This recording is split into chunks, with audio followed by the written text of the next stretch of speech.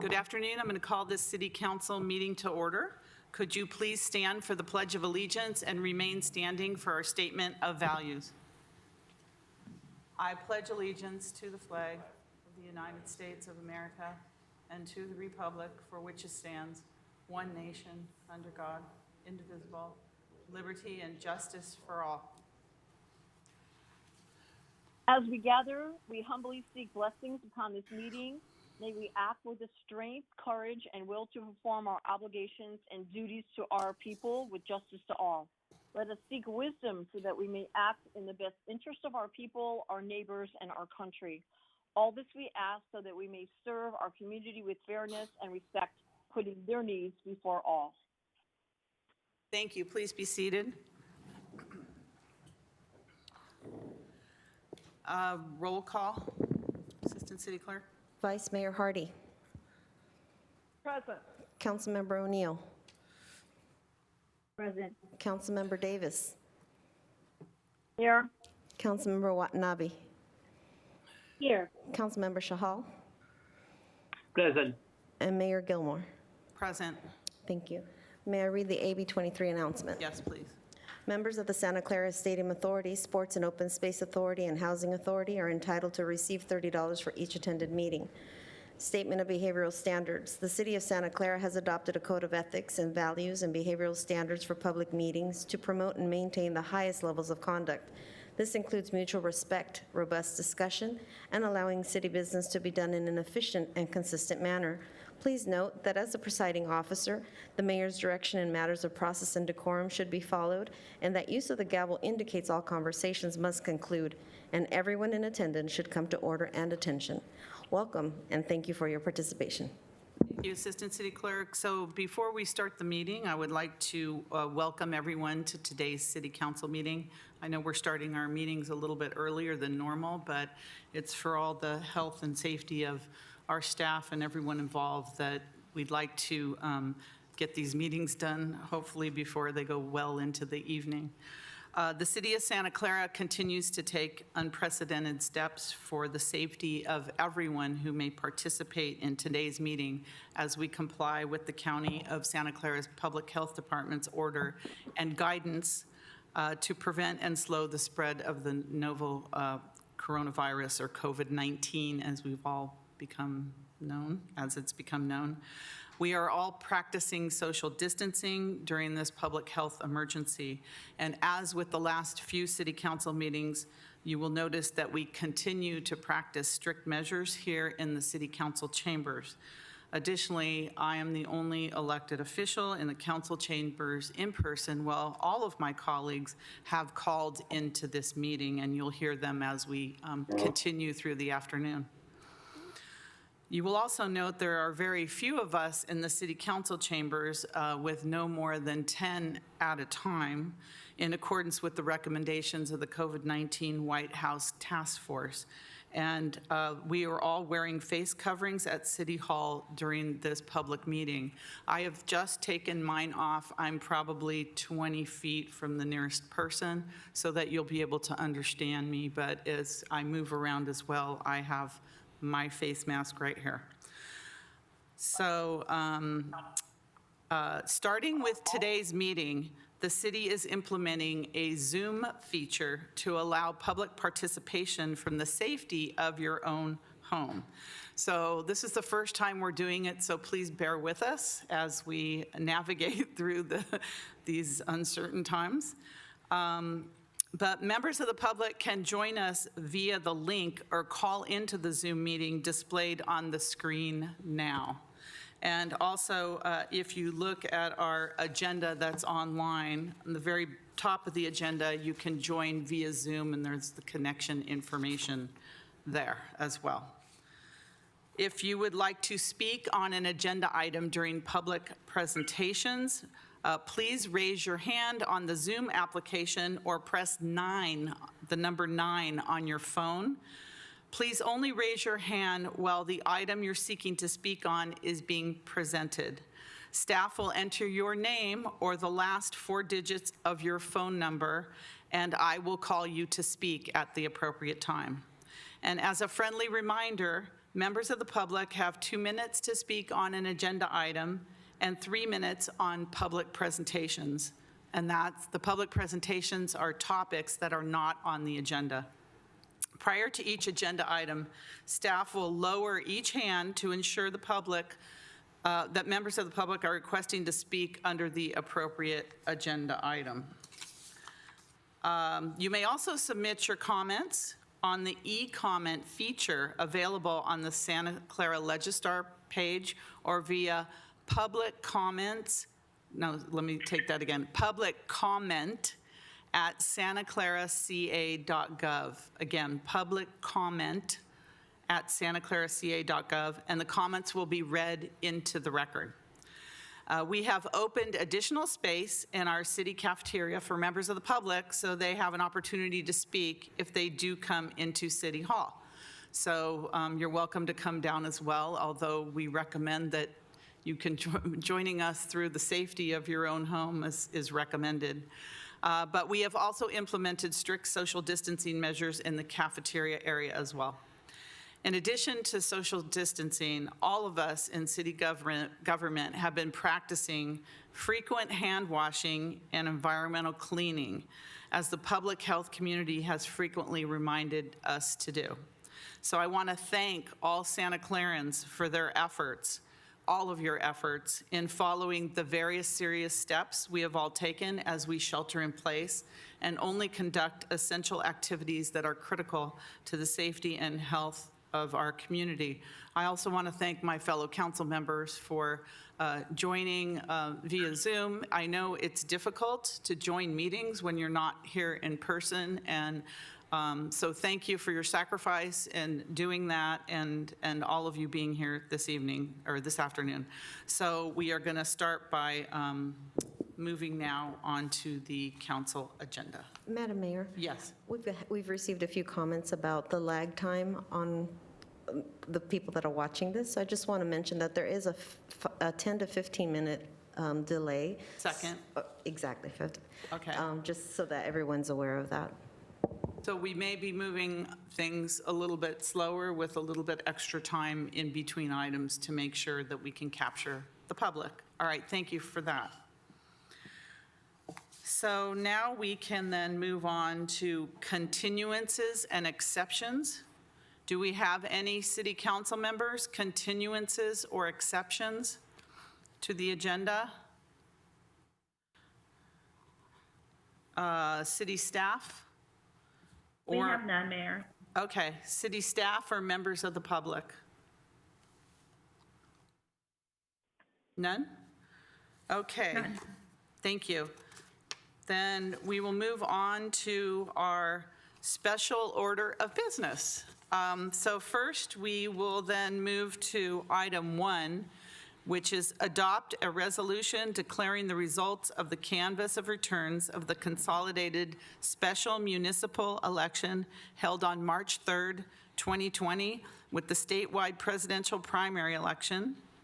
And I'm going to move on. It seems like 100 years ago, but it was March 3rd. Move on to our city clerk, Hussam Agag, if you'd like to take this item. Thank you, Madam Mayor, and hello to everybody out there in the world watching us live. I do want to make a minor correction to what you said, Mayor Gilmore, which was you said that you were the only elected official in the chambers tonight so sorry. or today. Oh, So, actually, there's 2 more here. Well, there's one more, and then soon to be a not third. Officially, not and officially. soon to be a third. So we'll get to that in the second item. But the first item is an item titled, let me take this off so people can see me and hear me better. And I am You're at least 20 feet from anybody. far away from everybody Okay. else. The first item is to adopt a resolution to certify and declare the results of the March 3rd election. Santa Clara typically doesn't have any items on the primary ballots in our regular elections, but this one was a little bit unique because we had 2 items on the March 3rd ballot. And for those who may not have participated or who weren't eligible to vote, for their education, we had 2 items. The first one was to elect a chief of police, and the second one was a charter amendment measure. So typically, based on California Elections Code, the state is required to, is allowed 28 days to certify the results of an election. But because of what's been going on with COVID-19 or the novel coronavirus, the deadline for the registrar of voters to certify the returns was given an extension of 21 days. So without that extension, we would have basically had this this item and swearing in at the beginning of the month, but because of the extension, this is the first meeting after the results have been certified. So the registrar of voters did give us the certification on April 23rd, which was just 5 days ago. So to just wrap up this agenda item, I do want to announce to the public the results of the certified election.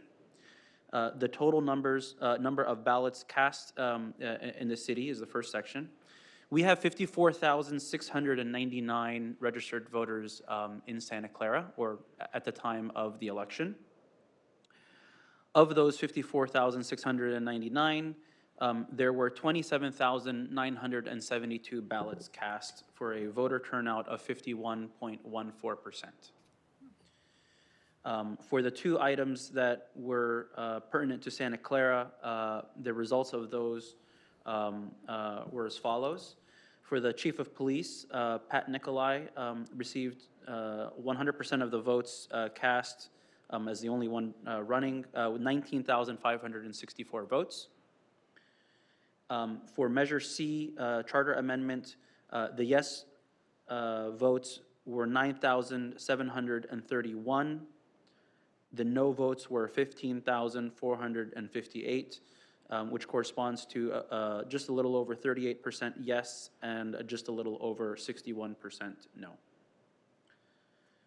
So that concludes the report. There's obviously a recommendation for the council to adopt the resolution that recites the facts and the certified numbers as I mentioned them, and they're there in the resolution for the council and the public to review. For the March 3rd consolidated, statewide presidential primary election, and to declare Pat Nicolai the chief of police for a partial term ending 2020. So, City Clerk, your recommendation is that we adopt this resolution certifying the election? Yep. Declaring the results and certifying the election. Okay, thank you for that. Is there any council members that would like to make any comments or make a motion to that effect?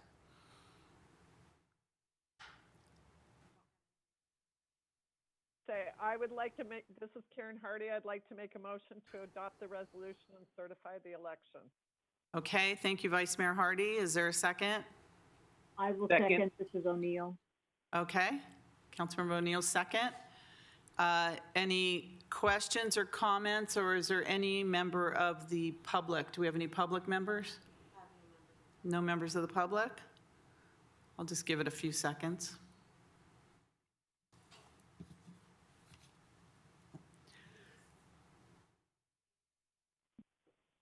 Councilmember Davis? Councilmember Davis, do you have a comment? It's not showing up on speaker. Yes, I do. Okay. Councilmember Davis. Chief Nicolai, I would like to congratulate you. It's been a long time coming. The mayor said it seems like 100 years. It does feel like 100 years. But I congratulate you, and I see your lovely wife is there. And you're coming in at a hell of a time. That's all I can say. But good luck to you. Thank you for those comments.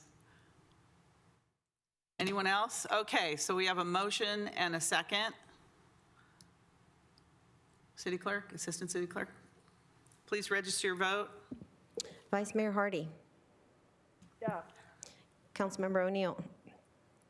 Yes, and congratulations to Chief Nicolai. Councilmember Davis. Yes. Councilmember Watanabe. Yes.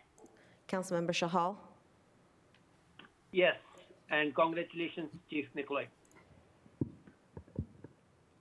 And that passes unanimously. Okay, it's official. All right, thank you. Thank you, City Clerk, as well for that. So next is the fun part. Hey, we're not Election. done yet. We're not done yet, but next we have the administration of the oath of office for the elected Chief of Police, Pat Nicolai. This is a different situation that we're normally used to.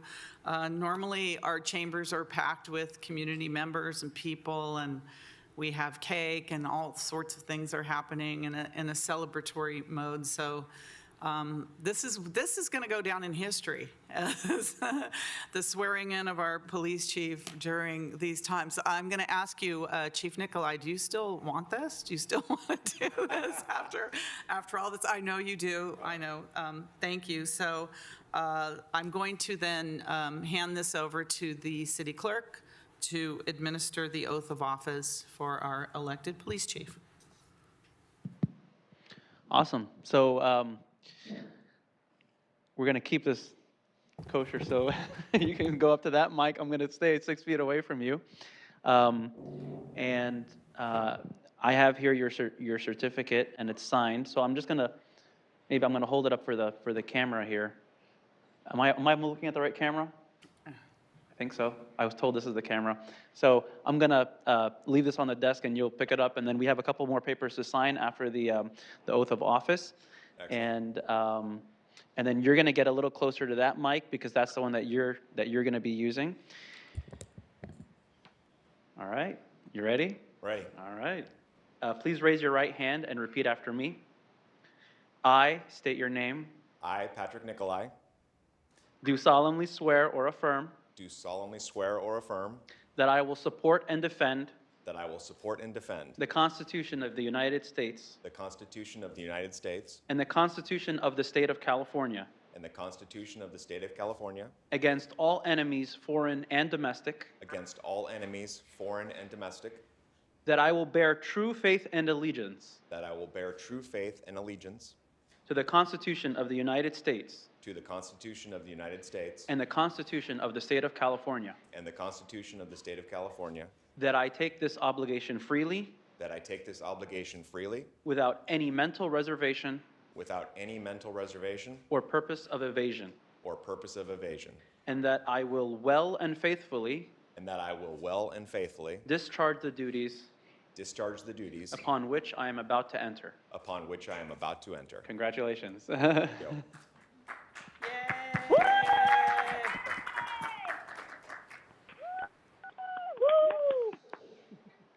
So I have a couple papers for you to sign. We can go out after the item is over. We'll sign that in the back, and that is for you. Perfect. And I think he probably has some remarks. Yes, if you do you have some remarks for us? We'd love to hear them. I do, but can I Chief. get my badge first? Yes, go ahead. Could you tell us who's pinning your badge, please? My wife Tidra is going to pin my badge because she's the only one that can socially distance, get close enough to do it.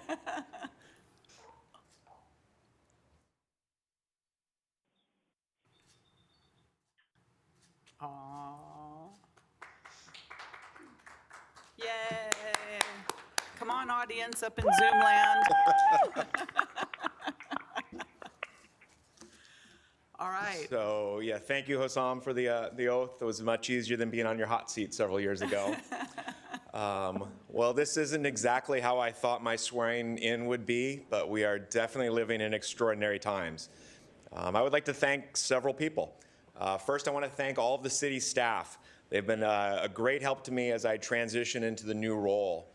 Specifically, City Manager Santana, she's been incredibly helpful. She's answered every question that I have, and I know she's going to be a great resource moving forward. I'd also like to thank Assistant Chief Dan Winter, who's able to sneak into here under the rule of 10. He's been running the department for the last several months, been doing a great job, and again, he's been helping me so much over this transition, and I know he's going to keep doing everything he can to work at the department. I'd also like to thank the City Council for their support. And I'd specifically like to call out Mayor Gilmore and Councilmember Watanabe. They were my strongest advocates. And 3 years ago when this journey began, they've been with me 100%. I like to say that we won this election 3 years ago. I had an incredible team that supported me back then, and a lot of them have retired. So Johnny, the two Brians, Phil, Ringo, Randy, it was because of all their hard work that I am standing here today, and I wish they were still at the department so that they could help celebrate with me. I'd like to acknowledge the Santa Clara County Police Chiefs and also Santa Clara County District Attorney Jeff Rosen. They've already welcomed me into their group, and I know that they're, again, going to be a great resource for me as I transition into my new role. I'd like to thank all my friends and family that are watching right now. Hopefully, Allie and Tyler were able to take a break from their online college classes and tune in for this. I'd also like to recognize my parents. It took a global pandemic to keep them from being here today. I just want them to know that I want to thank them for everything they've done for me over the years, and I would not be here today without their love and support. And lastly, I'd like to recognize my wife, Tidra. Oh, Yay, let's give her a round of applause. There's an old saying about a woman being behind a man. Well, everyone that knows Tidra knows that she is not behind me. She is either right next to me or she is leading the way. And I could not have done this without her. Thank you. Love you. To the members of the Santa Clara Police Department, I have always known that our department is the best. This has been reinforced to me during recent interviews we've done with some lateral police candidates, all of whom have said that Santa Clara Police Department has the best reputation in the state for being one of the top law enforcement agencies. And I couldn't agree more. And as I have watched the civilian and sworn staff come to work every day during this pandemic, my appreciation has only grown. You come to work every day putting your own health at risk in order to provide an invaluable service to our city. I feel blessed to be able to lead this department, and I will not let you down. Finally, to the residents of Santa Clara, I am honored to be your police chief. I will never take for granted your support. As my yard signs used to say, neighborhoods first. Regardless of what is going on in this world, the Santa Clara Police Department will continue to ensure that you are safe in your homes. And when things return to normal, whatever the new normal is, Santa Clara PD will be protecting you every step of the way. Thank you very much. Thank you, Chief. I'm going to start with my council members that would like to speak first. We have Councilmember Watanabe. Thank you, Mayor. I just wanted to, save my congratulations until the chief was officially sworn in. But I'm very proud of Pat today. I'm honored to have known him for many years and was definitely behind him in 2016 when we were both running for separate offices, but we were able to collaborate and support each other. I've continued to support him. I know he will do a great job for the city as we continue through this pandemic and the changes that we will continue to evolve through as we come out on the other side of this pandemic. But Pat, I'm so glad that you're at the helm, and please know that you have our support. You've the support of the council, and we are just glad to be working with you. And I saw your forehead was looking a little shiny there as you were being sworn in. I don't know if you were sweating a little bit, but but don't worry, we're behind you, and we support you. So that's the advantage of being at home watching on the camera. Yeah, It gets a little stuffy in that mask, I'm not going to lie. Let's call the makeup crew in to brush you down. Exactly. But congratulations, we're very proud of you, Pat. Deidre, congratulations to you too. Like Pat said, behind every man is a good woman, and we know you've always been behind Pat. So congratulations. Thank you, Councilmember Watanabe. Councilmember Davis. Pat, this is a heck of a time to be the chief of police, but I believe that you are the man, have always been the man, and that you would do the right thing for the residents of the city of Santa Clara. You have volunteered. You've been in sister cities and any other volunteer organization I could think of. You are a community person, and you are the right person to be where you are right now. And I'm looking forward to spending my last 8 months with you and all the wonderful things that you're going to do during a pandemic. So congratulations, Chief Nikolai. Thank you. Thank you. And then I have a member of the public, is Kurt Vartan. He's familiar with Zoom. Kurt? Hello. Yes, hi. Okay. Chief Nikolai, congratulations. The community, your local small business is here for you, and we will do whatever we can to support you in whatever transition you're going through right now. We're just incredibly excited. We've always been proud to display your signs, your lawn signs in our window, on our home, in our neighborhoods, and just know that your local pizza shop supports you, and anything that we can do to help you and your team, you just feel free to reach out anytime. So thank you very much for your service. Thank you for sticking with it and now going right up to the top there. So congratulations. Thank you.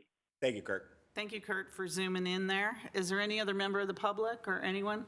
I just wanted to make some closing comments. First of all, I want to thank Assistant Chief Dan Winter for what you have done for the city in the past several months, taking charge of the police department and how you did it in such a wonderful and professional manner. We do appreciate all your good work. It has definitely been noticed by everyone around here how you just stepped in, and especially during these emergency times. So thank you so much, Assistant Chief Winter. And Chief Nikolai, congratulations. This has been long coming, and you've worked really, really hard for this. This is not something that was just handed to you. It was done by a lot of blood, sweat, and tears in the department. You have come in at a time that is just unprecedented and uncharted. And this is a time that's going to be, extremely difficult, that there's no easing in for you at all as the chief. You're lucky to have Assistant Chief Winter to help you through this. And there's nothing easy about it, but I feel that we all have faith in you. We all support you. The citizens support you. We're one of the only, if not the only, city that elects their police chief. So there's a lot of eyes on you and everything that you do. So there's going to be a lot of pressure on you, but I have full faith that you'll be able to handle what's ahead for the best interest of the citizens of Santa Clara, both our residential community and our business community. It's going to be difficult, but I have no doubt that you'll be able to get the job done. I just wish that it was at a happier time that we could celebrate this a little bit more. On behalf of the City Council, normally we have cake for the community and everyone else, but on behalf of the City Council, we got you this little cake here that you can take home and enjoy. Thank you very much. With your small family, although we've all been eyeing it, but it's safely and it's safe. It's wrapped up, so it's all sanitized, everything ready to go. And also here is a congratulatory letter from the City Council to congratulate you on your election. And depending on what happens in the next few months and after the November election, I can promise you we'll have more of a community celebration for you to really commemorate this tremendous achievement for you personally, for you, for the department. I know that you have the trust and respect of the rank and file in our police department, and it's such an important department in our city that I think they're really lucky to have you at the helm. So congratulations, and congratulations to Tidra as well. Tidra is very involved in our community through Sister Cities and so many other things. So I can't think of a better couple that really exemplifies public service in the city of Santa Clara. So if we could give Chief Nikolai a round of applause for his election, and if we can hear it from the Zoom people out there and our council members. Congratulations, Chief. Thank you very much. Congratulations. Congratulations. Thank you. So if you'll have to get this yourself, I think. Thank you. Tidra, is there anything you'd like to say? You're welcome to come up and say something. There's equal opportunity here. I don't want to put you on the spot. Okay. All right. Well, thank you, Tidra, as well. So enjoy your cake and your letter from the City Council. It's at the minimum of what we can do to commemorate and celebrate, but we wanted to do something for you. So. Said there was no cake. I was very sad. I know. I figured you were. Thank you. All right. Thank you so much. Oh, yeah. Make sure it's official, City Clerk. All right. And thank you, Assistant Chief Winter, as well. All right, that was the fun part of our meeting.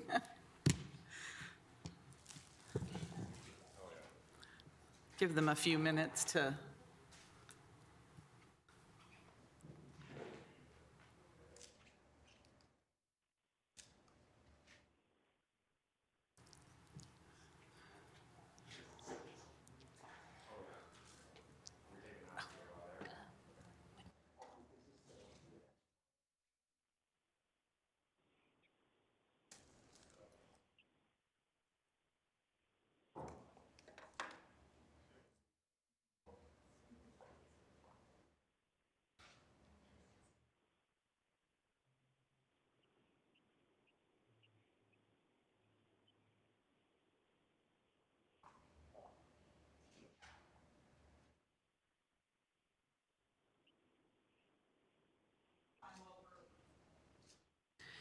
In the meantime, while we're waiting, I just want to remind people I misspoke on the public presentation or the Zoom part.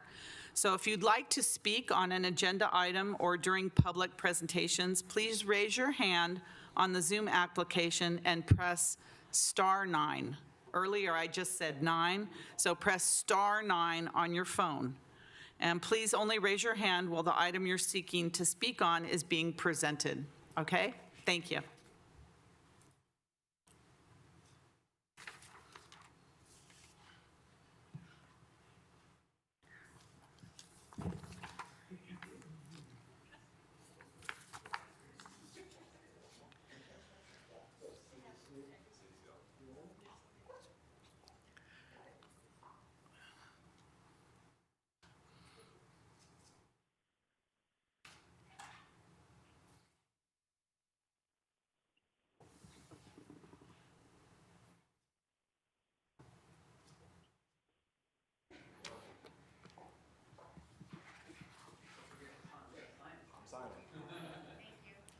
Thank you. Have a good rest of the afternoon. Have a lot of cake for us. We'll be thinking about you. Okay. All right, next we have a verbal report from the city manager regarding the COVID-19 pandemic. City Manager Santana. Thank you, Mayor. I too would like to congratulate Police Chief Pat Nicolai, as well as Assistant Police Chief Dan Winter, and look forward to continuing my work with him. So it's been a while since I've been able to provide our last COVID update, and a lot has happened since that update. So topic by topic, I think the biggest information is that the county announced that the order for shelter in place has been extended through May, and there was reference to upcoming changes to the order restrictions. We will learn more details about what the county has in mind with respect to the order as details come out later this week. And most importantly, I want to thank our residents for their patience and compliance with the sheltered in place order. Certainly that has made a difference with respect to flattening the curve. We are continuing to support the county's order by strongly urging everyone to wear face coverings outside their home and practice social distancing.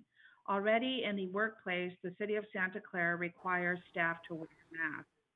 As of April 28th, earlier this afternoon, the County Public Health Department reported that there are 2,122 confirmed COVID cases, with a total of 106 deaths in Santa Clara County. For the City of Santa Clara, there are 101 COVID-19 cases. And we continue to provide updates through our city resources on our website, santaclaraca.gov at coronavirus updates. I want to report that right now there are less than 10 patients who are receiving care at the Federal Medical Station overseen by the State Department of Public Health at the Santa Clara Convention Center.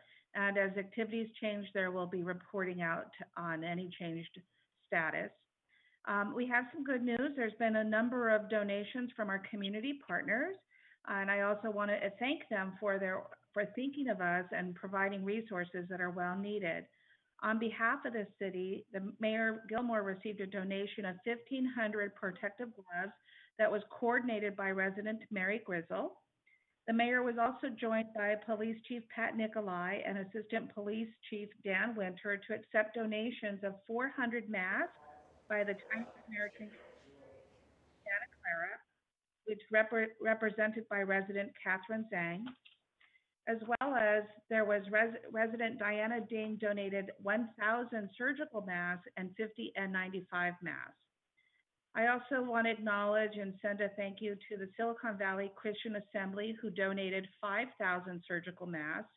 And for the community at large, the Santa Clara chapter of the California State Society of Daughters of American Revolution, they created and donated 1,300 masks over the past few weeks, while the National Society has created and donated over 160 face coverings. I also want to thank Intel for their generous donation of 5,000 N95 masks to the city, and this is in addition to the 100,000 that they have already contributed for our supplemental food program. And I want to call up a slide for media recognition. Certainly, Santa Clara has led during this time, and as we were quick to establish a supplemental food distribution program for seniors and children and a small business grant program. These efforts have been getting great attention and recognition by the press about our emergency response to COVID-19. In fact, the New York Times illustrated our food distribution program at the Brio Middle School location last Thursday with photojournalism pieces running on Friday, April 24th. The picture was among many other efforts nationwide to help residents during the public health and economic crisis. I'm hoping that that slide is able to show, it's a great slide showing all the different media outlets that have covered our activity. In addition to the media, as the media continues to cover our work and demonstrates what strong leadership we have in serving thousands of Santa Clarans, I want to share that on Friday, we distributed more than 1,100 weekend meals to including those who are homebound or unhoused. On Thursday, we provided 9,700 weekend meals to youth, and our numbers will continue to increase as we continue to respond to our residents' needs. For those listening in who are interested in donating to this program, please donate to the Mission City Community Fund. In terms of utility assistance and programs for residents, we recently launched 2 new programs that will help residents with utility assistance. This is in addition to the last announcement that we made with the recent $30 credit per household for SVP. Silicon Valley Power will now offer a 25% discount off the electric portion of a municipal utility bill for qualified Santa Clara residents who are affected financially by the public health emergency. More details about this program and how to apply for the discount are available online at siliconvalleypower.com COVID-19 electric relief. Second, the Help Your Neighbor program is also available in which individuals can donate money that will help with their neighbors' utility bills. More information about Help Your Neighbor program is available as well on the city's coronavirus update on its website. After this update, the council will receive a thorough update on the Small Business Assistance Grant Program. I am pleased to share that the program is in process of awarding the full $500,000 available in funding in either $5,000 or $10,000 increments to qualified small business and nonprofits in Santa Clara. We received over 500 applications for the grants, as we expected. need was much greater than the funding was available. The council today will consider increasing the financial contribution to this program based on our funding recognition. You'll hear more about the program and our proposal for a second round of grant funding from Assistant City Manager Ruth Shikata. And I just want to continue to express my gratitude to Ruth Shikata, Kendra Davis, Robin Saeed, as well as Jennifer Acuna, who've been going through all of the different applications to make sure that we follow the council's directives and push the dollars out as quickly as we can. Although we couldn't celebrate Earth Day and Arbor Day as we normally would at Central Park, we did so virtually. Our wonderful multimedia staff and public works staff teamed up to produce cute videos, including Story Times for Children, which are now available on the city's website and our YouTube channel. I want to acknowledge staff's work to find a way to celebrate Earth Day in what is becoming our new normal. I also want to thank Mr. Gilmore, who recorded a celebratory message for the community, which we'll be viewing after my comments. 2 weeks ago, Governor Gavin Newsom outlined the 6 indicators that will guide the state in when and how to modify the stay-at-home order and other orders during the COVID-19 pandemic. Today, he outlined the 4 phases to reopening, and we'll be getting that information out and circulating it locally. California's 6 indicators for modifying the stay-at-home order are the ability to monitor and protect our communities through testing, contact tracing, isolating, and supporting those who are positive or exposed. The second is the ability to prevent infection in people who are at risk for more severe COVID. The third is the ability of the hospital and health system to handle surges. Fourth, the ability to develop therapeutics to meet demand. Fifth is the ability for businesses, schools, and childcare facilities to support. And the sixth is the ability to determine when to reinstitute certain measures, such as the stay-at-home order, if necessary. The governor has said that there is not a precise timeline for modifying the stay-at-home order. However, I do want to acknowledge that today he indicated in his 4-phase approach to reopening, he did say that the earlier phases were weeks away and that the later phases, phase 3 and 4, were months away. And what's important to us about that comment is particularly phase 4 specifically contains instructions for reopening for the convention center and large gatherings such as the stadium. So with that, in the meantime, we've come so far in slowing the spread of the coronavirus and recognize the sacrifices that everyone is giving. This concludes my comments, and I will continue to provide updates at our next council meeting on May 12th, and we certainly can take any questions after we view the mayor's video about Earth Day and Arbor Day. That concludes my comments, Mayor. Thank you. Happy Earth and Arbor Day. I'm Santa Clara Mayor Lisa Gilmore. Since 1987, the City of Santa Clara has held an annual Earth Day, Arbor Day event to celebrate our urban forest and the environment. It started as a small gathering on the City Hall grounds and has grown into a large annual event with hundreds of community members meeting at our beautiful Central Park. Although we cannot celebrate in person this year due to the COVID-19 pandemic, we can still acknowledge the important role we all play in our environment and take steps to improve it. 2020 is the 50th anniversary of Earth Day, and it's also the 60th anniversary of the city's municipal tree program. Our urban forest improves the beauty of residential neighborhoods and public places in our community. Trees clean our air, create oxygen, reduce the effects of climate change, help us save energy, and benefit wildlife. Our urban forest continues to thrive thanks to the excellent care it receives from our Department of Public Works and Parks Department, as well as from residents that water the trees in front of their homes. 2020 also marks the 33rd time the City of Santa Clara has received Tree City USA recognition for its commitment to tree care and the environment.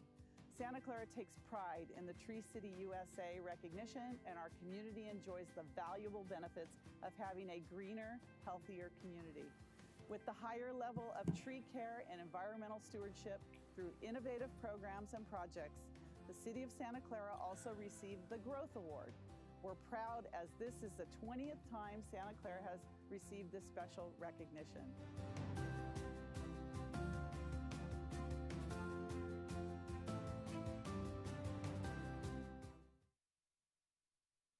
Thank you for that. I just want to say a couple words about our staff. First of all, our communication staff is doing a phenomenal job trying to help us celebrate some of these wonderful events like Earth Day and other things in the city, and they're trying to be so creative, and they're doing a really good job in getting a lot of the messages out to our community about the normal life that we used to all remember, and trying to make it, you know, not all negative news all the time, to have some real positive news for us. So thank you to the staff for that.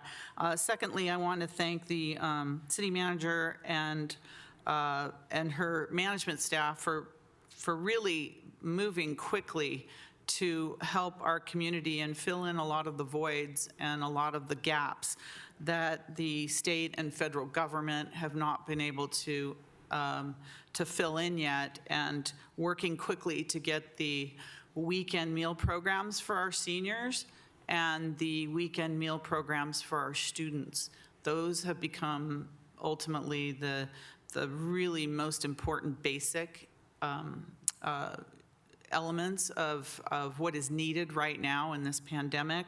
And by the numbers, you can see that both with the senior community and the children in our community, the need is rising as these weeks go on, and as we are sheltering in place, the need is rising.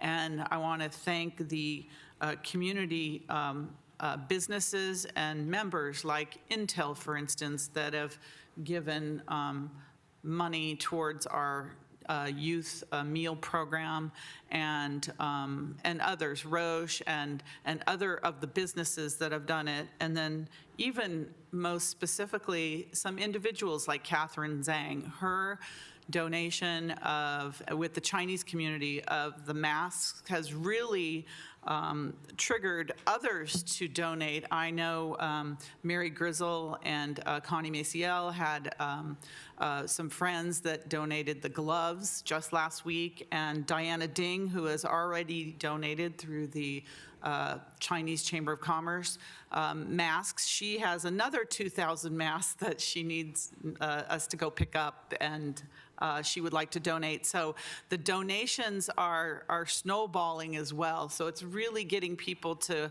really invest in the city of Santa Clara, because when you spend the money here and you donate here, it stays here locally. So we really appreciate the businesses. We'd like to get more businesses out there helping us, especially with our food programs for the seniors and the youth. But having our staff having to put these programs together so quickly, they've done it quickly, professionally. If you've gone to one of the food distributions, it's like a well-oiled machine. They have everything down to a science now. It's sanitary. They're doing the proper social distancing. They're making sure everyone is kept safe, including the people that are coming to pick up the food. So that is just pretty fantastic. And then we throw on top of it our small business assistance program that was put together very quickly, very professionally, and it's going to help our small businesses get some well-needed funds. And probably for some of them, they're going to be business-saving funds to keep our small businesses going. So thank you for moving quickly and getting that money distributed quickly. We also have a need for more money for our small business program, so I'm hoping the council will all approve the additional $300,000 this evening. But you know, we'd like to help as many small businesses as we can. So any business that can donate to help small businesses or any individuals would be very much welcome in our community. And keeping using our restaurants by utilizing the takeout services of a lot of restaurants in the city is really helping as well. So the community, one way you can help is keep ordering food to go from our local restaurants, because they're just holding on as best that they can. And as the city manager mentioned, as the governor, the phasing of getting back to normal is going to be, it's going to be a longer term. So as much as we can help our businesses and our residents and feeding our seniors and our children and making sure that our residents have basic needs, the better off we're going to be here in the city to be able to come out of this the right way. So thank you, staff. Thank you all our employees for everything that you're doing. You're our emergency service workers, but you're really caring about the community and putting yourselves out there. And we really, I know the council, we all appreciate everything that our employees are doing, including our public safety. So I just want to say a few words to thank everyone on that. Councilmember Watanabe. Thank you, Mayor. I definitely agree with everything that you just said, and I want to congratulate our city manager and staff for all the great work that they've been doing over the last couple of weeks. I know we haven't been together in a while, but I was able to go out to Don Calajohn's school and see the success of the meals, the weekend meals to the students, and I'm just very proud that our city has been able to get some rightful media coverage and attention for all of its hard work. I think it's well deserved. And people need to know what the city of Santa Clara is doing for its residents during these unprecedented times. Santa Clara has always had the reputation of taking care of its residents and putting them first, and I believe that this has been a good opportunity to demonstrate that. So congratulations and thank you to our staff. I'm sorry that we weren't able to celebrate Earth Day. It's been something that I've looked forward to the last couple of years, and hanging out with all the kindergartners from all the respective schools, the elementary schools in the area, and Smokey Bear and our great public works department. And so, but I think Earth Day this year, it's the 50th anniversary. Under the current conditions of our planet, I think going forward, it's bringing a lot more attention and consideration going forward into as to how we were going to continue to take care of our planet, and I think maybe we will see different Earth Days as a result of seeing what happens when we don't use cars, when we don't do the normal day-to-day activities that pollute our planet. I think it's had a big impact on how people want to see how we treat our world going forward. So it was definitely an Earth Day to remember. I also I wanted to ask a question to the city manager regarding the Help Your Neighbor program, and I think it's wonderful that people have the opportunity to help. I wanted to know if people were to be if they wanted to contribute to the Help Your Neighbor program, would that be a tax deductible donation to help out? And to maybe encourage people if they know that it's a tax deductible donation, but I know many people would want to help anyway, but it'd be good to know if it's tax deductible.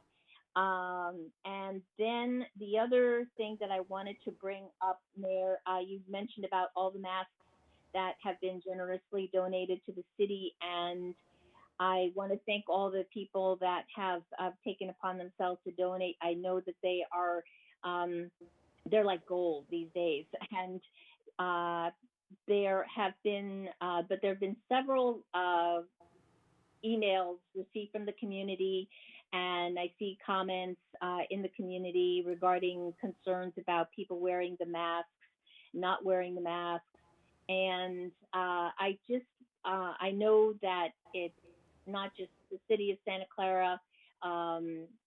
And I know that the county strongly recommends this, but without mandating it and enforcing it, and wanting to be able to continue to, flatten the curve. Is there something that we can do as a city and working with our regional partners? Because I don't think it's something that we could do just in the city of Santa Clara, but is there something that we could do regional collaboratively with our neighbor cities to put something in place, or ask the county to consider mandating the use of the wearing of masks? So I don't know if we want to talk about something like that now, or maybe talk about it later. But I did want to address the issue, Mayor, and see if maybe anybody has any comments about that as well. So that's all I have for now. Thank you. Okay, I'll leave the questions to the city manager, and we'll leave that to the end till we get through the council comments. But those are some good questions, because we are all getting those comments about why isn't everyone wearing masks, and what's going on, and what's the county of Santa Clara doing in terms of,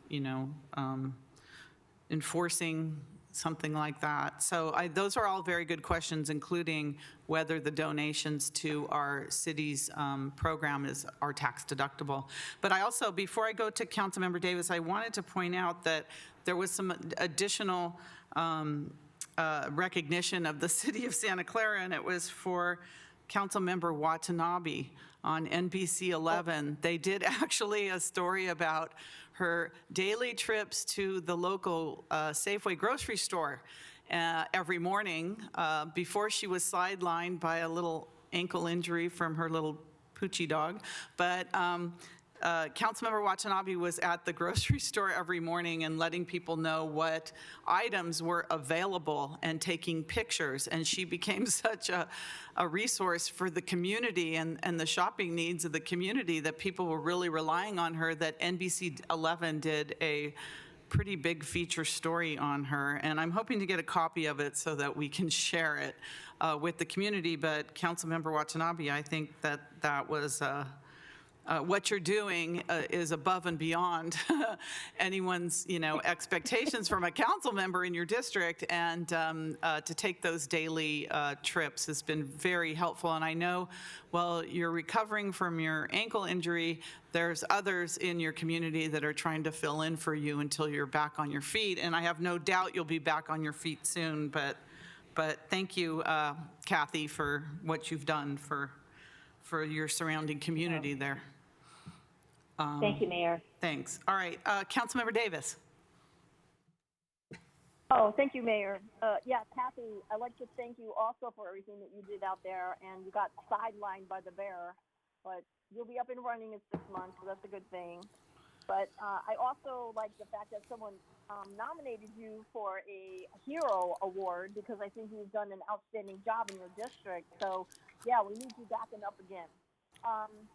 My comments were to the city manager and staff that you did such a phenomenal job with a vision and executing these, I would say, lifelines to our students and seniors and small businesses, that you were featured. My parents told me in New York that Santa Clara was on national television in New York City for their efforts in taking care of the community, and how you did it and sprang into action so fast. So I guess I really need to commend the staff for working 24/7, because I know that was an undaunting job to get everything out and in place to help everyone. So I congratulate you on that. And there are some people out there taking credit for what you all have done, which kind of bothered me. But I think the majority of us know that it was the manager, and it was our staff, and it was working with the council to get the needs taken care of our residents. And you are all to be commended. So I wish someone would put Deanna Santana, city manager, in for a Heroes Award for her outstanding job in getting things done as quickly as she did, and to prove that we are resilient as a community.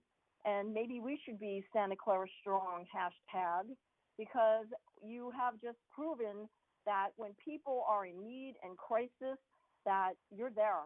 And Mayor Gilmore is getting out the messaging all the time. People are happy to hear what's going on. And it's not all negative. It's the positive. It's what we are doing as a community. So I want to thank you all for doing what you do. And hopefully someday we'll all be back in the chambers laughing and giggling and then having that little party for Chief Nikolai, the one that he so much deserves. So those are my comments. And if New York City stood up and saw what Santa Clara did, then you guys are doing a hell of a job. So thank again, Deanna, Santana, and staff. Thank you, Councilmember Davis. Those are great comments. So I have, is one member of the public. It's number 5524. If you'd like to speak, please.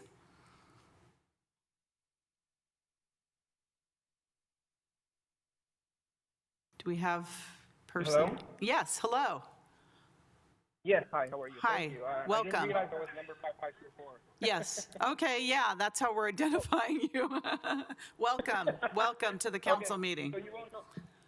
Thank you for giving me the time. So Sure. There's 2 or 3 questions I have. The first question is based on a comment that I heard earlier about Governor Newsom's remarks and comments about California being weeks away. Now, I'd like to know where the data came from and where he based his comments on. So that's the first question. The second question would be, I've been reading and I'm trying to follow some of the metrics and the data that I've been seeing from the federal government and the news. Mm-hmm. And it looked like California as a whole and has done a very good job. And that's thanks to you guys and to the state and local government.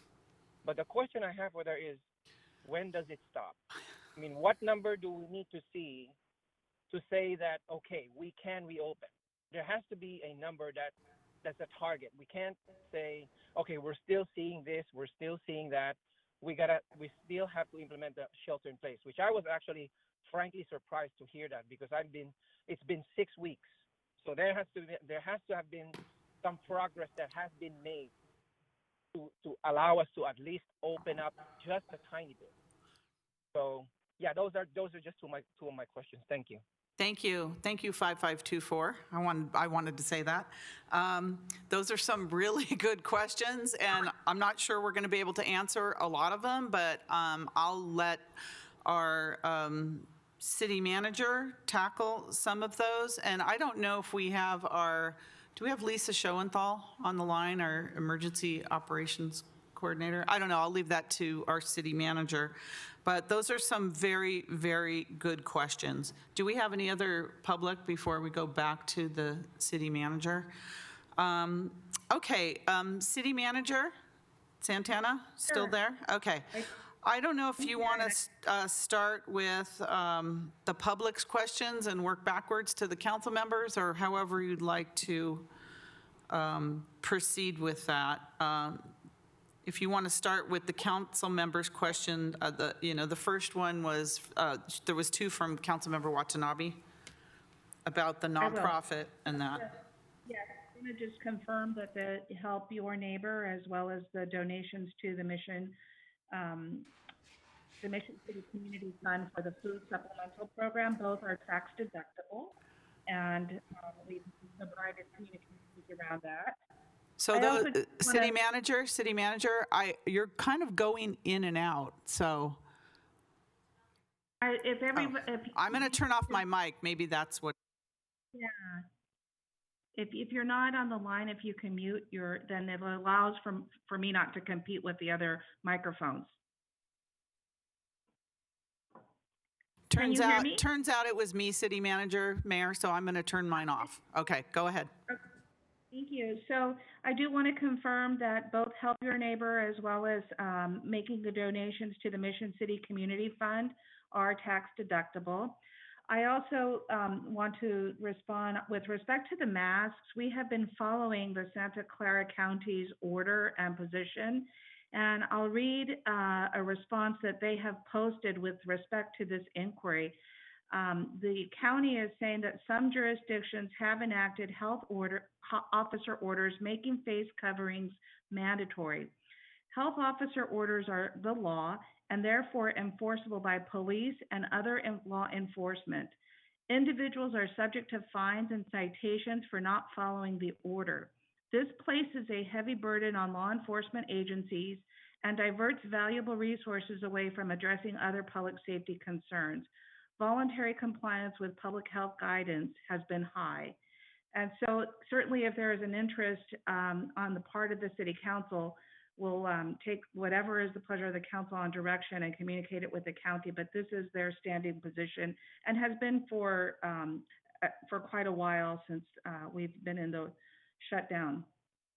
I want to also get to the issues of the 4 phases. Today was the first day that the governor provided a 4-phase plan with topics around activity for reopening.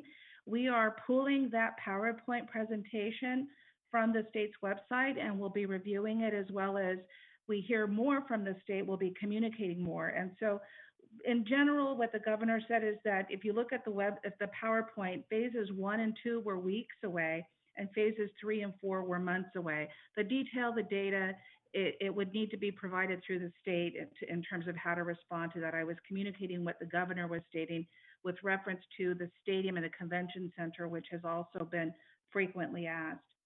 And in terms of when does this stop, we too have been fielding a lot of calls and emails from residents inquiring, and the city is obligated to comply with both the state and county orders. Our authority under the orders is only to be more restrictive. We're not in any position where we could be less restrictive once the state and the county put orders together. And so that is what we have done. We monitor, we participate. I participate in at least 3 or 4 different standing calls per week just to stay on board with information. And so as soon as we have more information, we have been pushing it out. I do also want to acknowledge I've had a couple of requests for making additional comments. We continue to get inquiries about the status of the annual cleanup. It has been postponed. Our goal is to get it in place in August or September, and as soon as we have more information around what activity will be permitted, we will begin to set a date, or if it does need to be canceled, then we'll be bringing that forward to the City Council. We do ask that residents not put any stuff out on the sidewalks or in the public right of way where it can create a barrier, or where then it looks like a lot of dumping on the streets. And it will take us extra time to pick up if that's the case, and that's not a practice that we have resources for. Last, there has been some more media around the issues of public records. I just want to acknowledge we continue to be a transparent organization. In fact, since the order on March 16th, we have responded to nearly 600 unique Public Records Act requests, which averages about 100 per week. And I want to acknowledge all of the organization who continues to assemble those records so that the public can have the information that it has been requesting during this time. Okay, thank you. Thank you for all that. I handled all the unless there's more.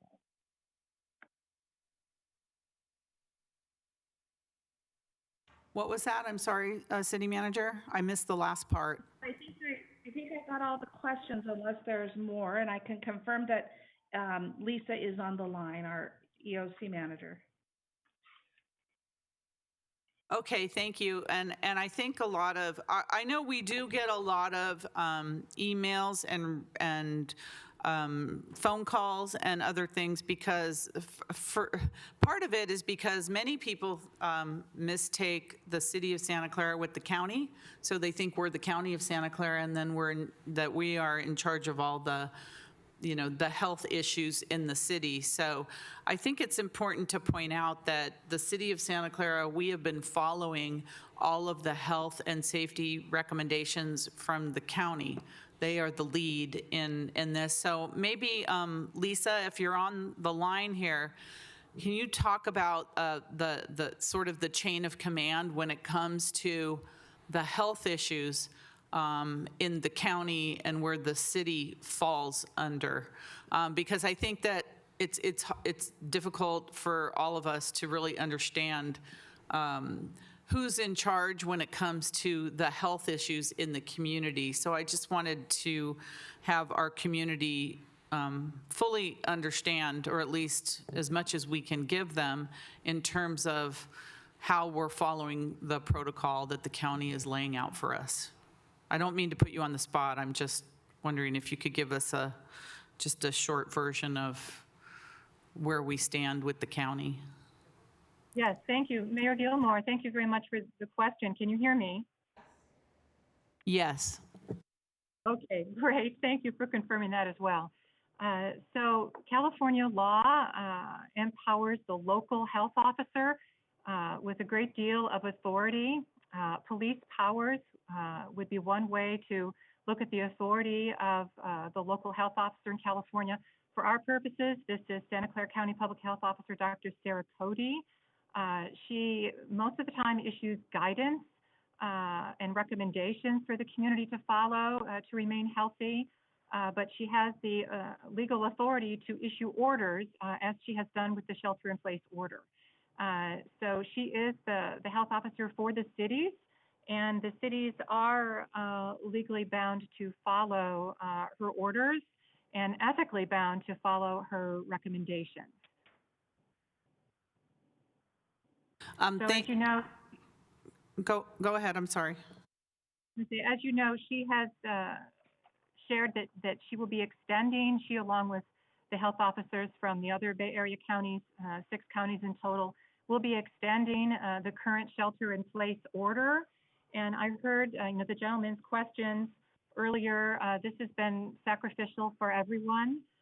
He's asking, when are we going to have this end? Which is the million-dollar question. According to the governor this morning, he believes that it will be a matter of weeks as opposed to days. But the governor has also acknowledged that the local health officer does have the jurisdiction, the authority to have requirements be more strict than what the governor's order might issue. So as recently as Friday, April 24th, Dr. Cody stated, and I have in quotes here because we've all been very interested in this, she stated, "We do not want to squander the sacrifice everyone has made to get us to where we are. We want to not lose ground," in response to the sentiment of when is this going to end. And this morning, Dr. George Rutherford, who is an epidemiologist from UCSF, was reminding professionals of the 1918 Spanish flu. And at that time, San Francisco as a city was doing very, very well and did not have as much illness as other parts of the country, but they ended their quarantine earlier than would have been advisable, and they ended up having 3,000 fatalities after that. So Dr. Rutherford was also saying this morning that now is not the time to waver on the current shelter-in-place order. So it is sacrificial for everyone. Thank you for that, because when the order came out that the shelter-in-place was going to extend until the end of May, I think a lot of people are very concerned and are requesting, coming in through our city, that we as a city allow some businesses to reopen. And so I wanted to help with the discussion out there that the city of Santa Clara cannot pass orders to open businesses if the county has put out the order that they need to be closed unless they're essential businesses. So I know this is hard on so many people, and I know that, we're all thanking people for all the good things that we've done, but we still have a lot of more work to do in the community to help people, as you said, Lisa, as they're, struggling and sacrificing through this pandemic. We're going to try to fill whatever needs we can reasonably fill in the community. But I think people need to know that we're not setting the rules and the laws when it comes to this, that we're deferring to the county order in this situation, that we are legally and, as you said, and ethically bound to follow. So I do have, thank you for that, Lisa. I do have another member of the public, Cresma Tejero Ugay. Are you on the line? Cresma?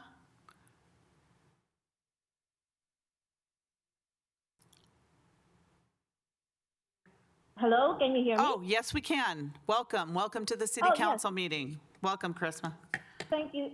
Thank you so much, Mayor. So my question was regards to the grant that the City of Santa Clara is giving to the small businesses. Mm-hmm. I was just wondering if the city has already reached out to those applicants for who basically availed or who was awarded those grants, or if not, then what is the time frame that we're looking into this one?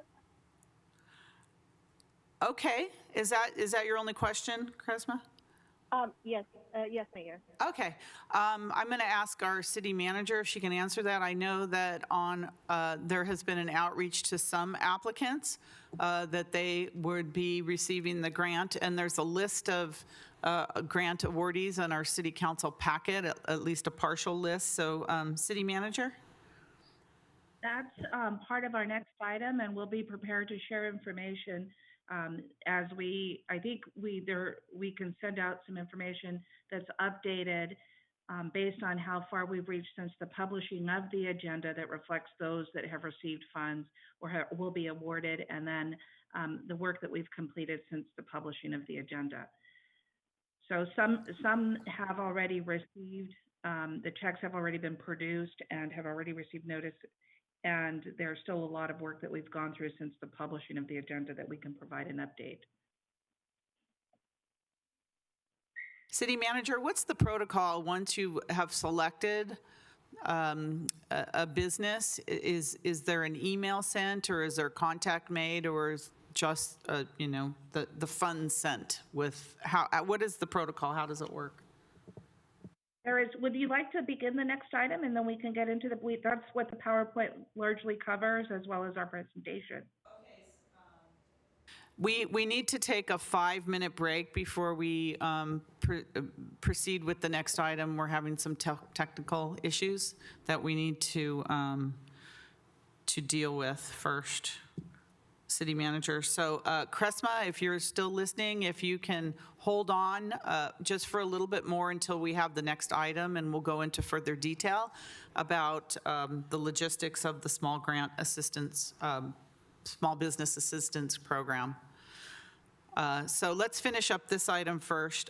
If I have another comment from Councilmember Watanabe. Kathy? Thank you, Mayor. Okay. Okay. Thank you, City Manager, for the answer regarding the tax deductible on the tax deductible question.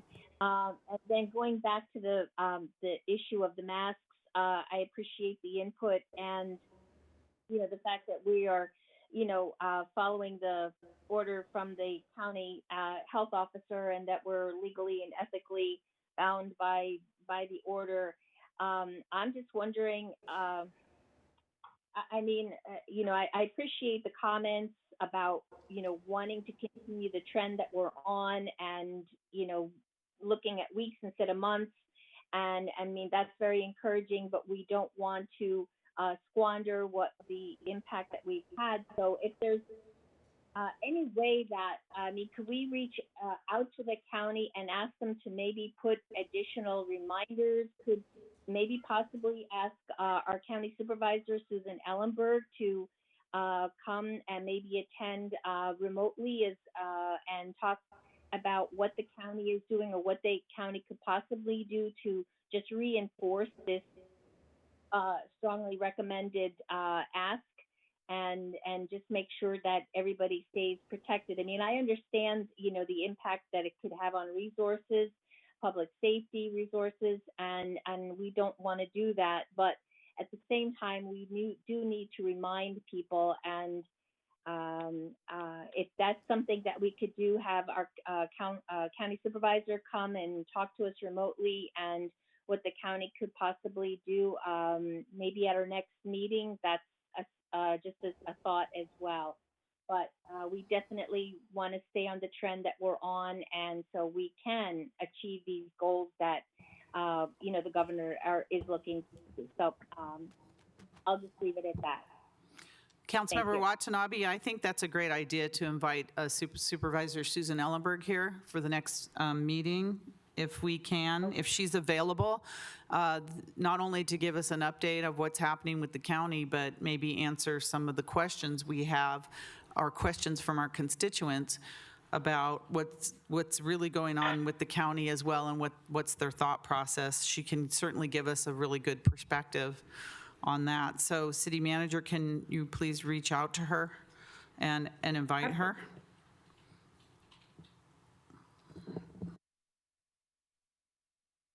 Was that a yes, I think? Yes, absolutely. Okay, thank you. Okay, thank you. So I don't think we take any action on this report. Do we note and file this, City Attorney? Typically, you haven't. You can. We haven't? You can Okay. if you like, but you don't have Okay. to. No, we don't. Okay. All right. So we're going to move on. There's no action to take. We're going to move on with a 5-minute break so we can deal with some of the technical issues here. And we'll be back in 5 minutes, council. Okay? All right, everybody? All right, 5 minutes.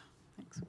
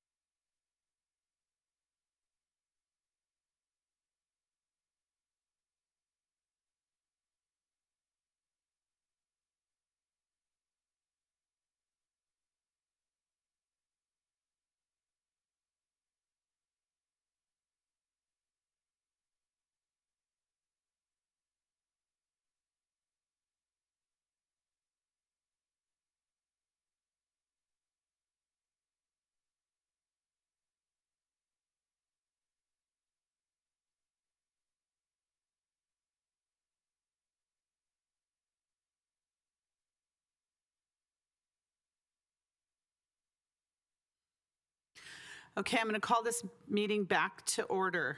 The next item we have on the agenda is an update on Small Business Assistance Grant Program and approval of related budget amendments. City Manager? Thank you. So for this item, I'm going to ask that Ruth Shikata provide the presentation. Okay. Good afternoon, Mayor. So I do have a brief presentation that if it can be put up.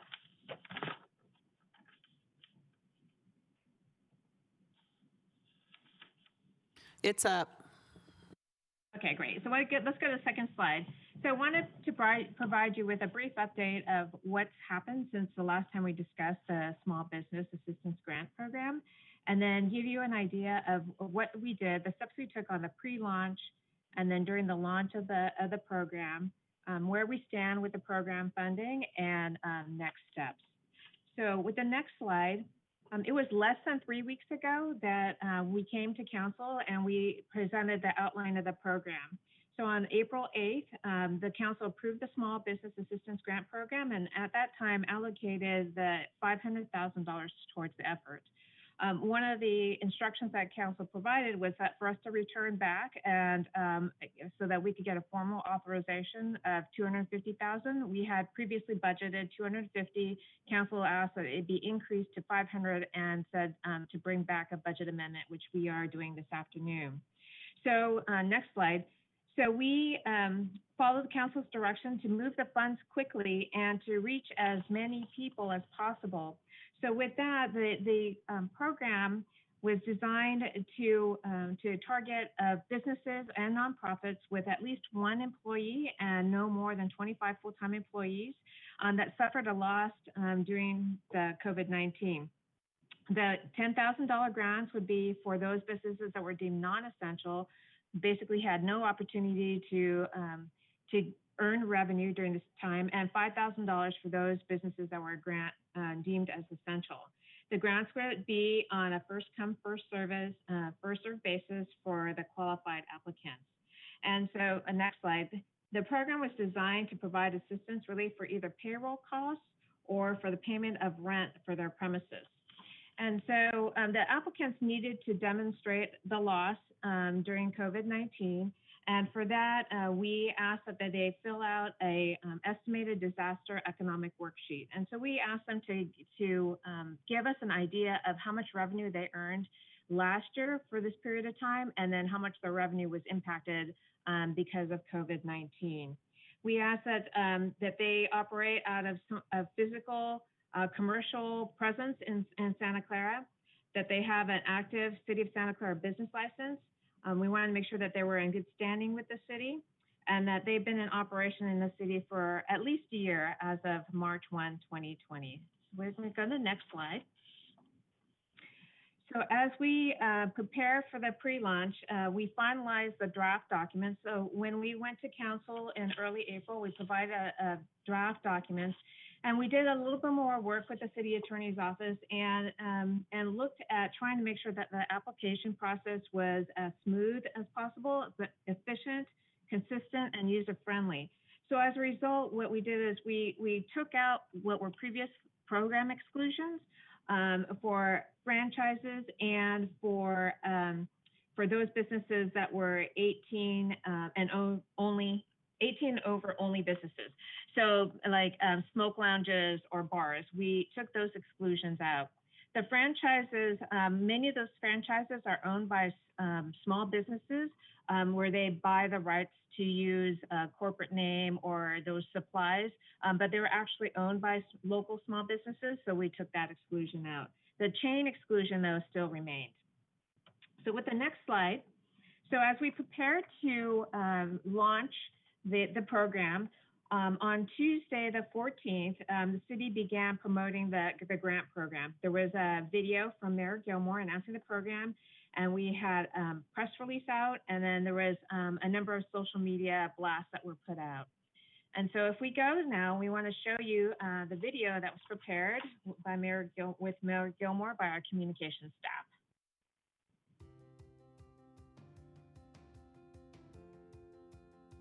Hi, I'm Santa Clara Mayor Lisa Gilmore. I am excited to share with you what the City of Santa Clara is doing to help small businesses impacted by the coronavirus. Last Wednesday, the City Council approved the creation of a Small Business Assistance Grant Program and committed up to $500,000 in one-time funds. The new program will offer grants of $5,000 or $10,000 for qualified nonprofit and small businesses in Santa Clara with at least one and no more than 25 full-time employees. Forms for the application will be available online starting Wednesday, April 15th at santaclaraca.gov/smallbusinessgrant. The grants must be used for either payroll expenses or the payment of rent. In addition to the application, you can also find information on the application process and an easy-to-follow video tutorial.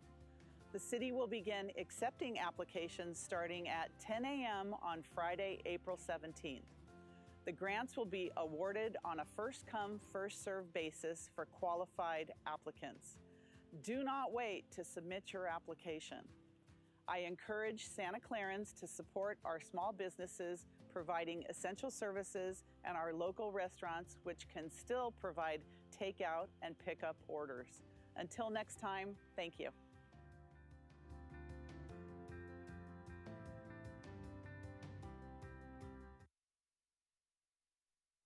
So we had a lot of media that we pushed out on Tuesday, and then as the video says, on Wednesday, April 15th, we launched and we put out our materials. So the dedicated webpage had a program overview on the eligibility requirements and applications materials, which were translated into several different languages. And staff also produced a how-to video. So we wanted to make sure that the small businesses understood the questions that we were asking, especially on the economic injury worksheet, and that we allowed them then to understand the application and then be first in line if they wanted to submit their application at 10 o'clock on Friday morning. So why don't we go out and give you a sample of our how-to video. Welcome to a quick overview of how to apply for Santa Clara's Small Business Assistance Grant Program.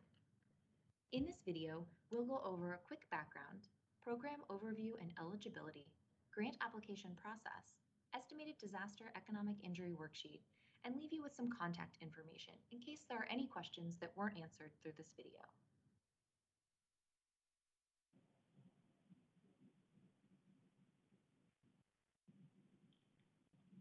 So later on, it's still posted on our website. So if you're interested in just kind of seeing some of the credible work that was done by our staff, then you can go see it. And I'm hoping that it was helpful to some small businesses and as they prepared their application. So we had a dedicated email address. And so all the applicants were asked to email the small business at santaclaraca.gov.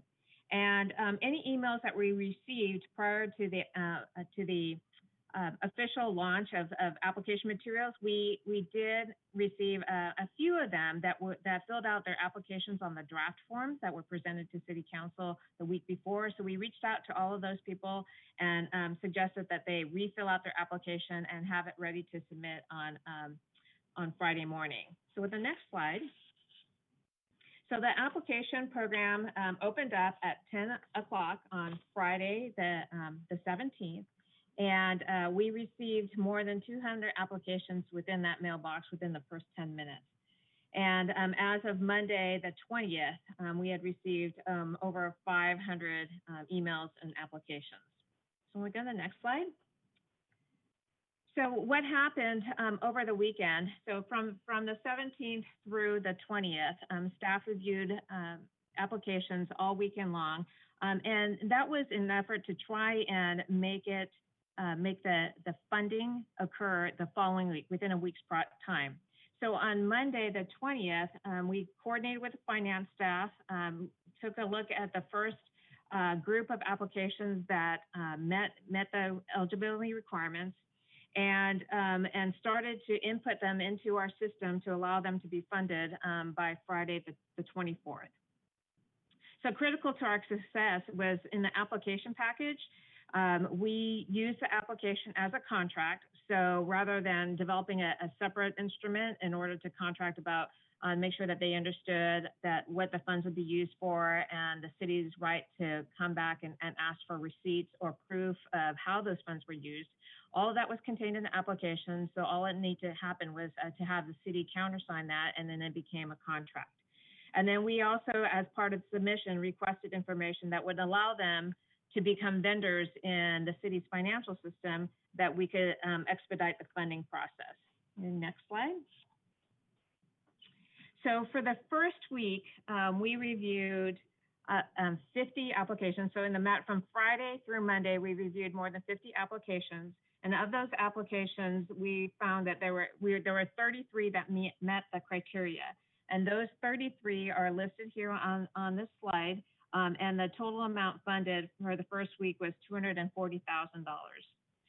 Since that time, we've reviewed a total of 100 applications, and as of yesterday, we have finished the paperwork for 64 of those. That represents about $460,000 worth of the $500,000 in funds. And there was a question earlier about the communication and the process for advising applicants of where they stood. And so in general, what we've been doing is that we finalized the paperwork and the eligibility on Monday or Tuesday. So last Monday and Tuesday, we finalized the first set, and then this past Monday and then today, finalizing the second set. Make sure that everything is set in the financial system, and then we inform the applicants of that group that we reviewed on either Wednesday or Thursday. So if your application has been reviewed and you either met the eligibility requirements or did not meet the eligibility requirements, then you would be informed on a Wednesday or Thursday, and then the funding happens on Friday. So we have not reviewed every single application. Like I said a little earlier, we've reviewed about 100. As of right now, we think that there are probably about 600 applications in the email box. And we have not put those all onto a list because we've really been focusing on reviewing the applications as they've come in the order they come in order to allow for the funding of the first ones in as quickly as possible. So next slide. So today's recommended action seeks formal approval of the budget amendment in the amount of $250,000. That would bring us to the $500,000 program amount. And then based upon the demonstrated need for assistance to our small business community, we're requesting an additional authorization of $300,000, which would bring the total program up to $800,000. The additional $300,000 that we're requesting today would represent an additional funding for another 30 to 60 small business grants, depending on the mix of essential or non-essential businesses. And next slide. So once the program has dispersed all of its funds, then we will start shifting into notifying the businesses that were still remaining on the list about their status. And then we'll start working with the grantees about the certification or some kind of written statement about the jobs they were either able to maintain or the use of the funds for their lease payments. And then we would ask that they submit evidence of how the grant funds were used. Next slide. So the grantees are all asked to adopt some guidance for their operations about social distancing, about cleaning procedures. And then we also ask that they consider prioritizing delivery of foods and services to seniors and the economically vulnerable populations if they happen to have that kind of service. We will continue to work with the chamber to see whether or not that they have any opportunities or their leads to continue to grow the fund. And so just to wrap it up, as the city manager mentioned, because we were able to move quickly, that there were a number of other cities in the region that have been looking into our program and seeing how we executed it, and that some of the other cities are looking to us now as kind of the lead or the example of how to model their program.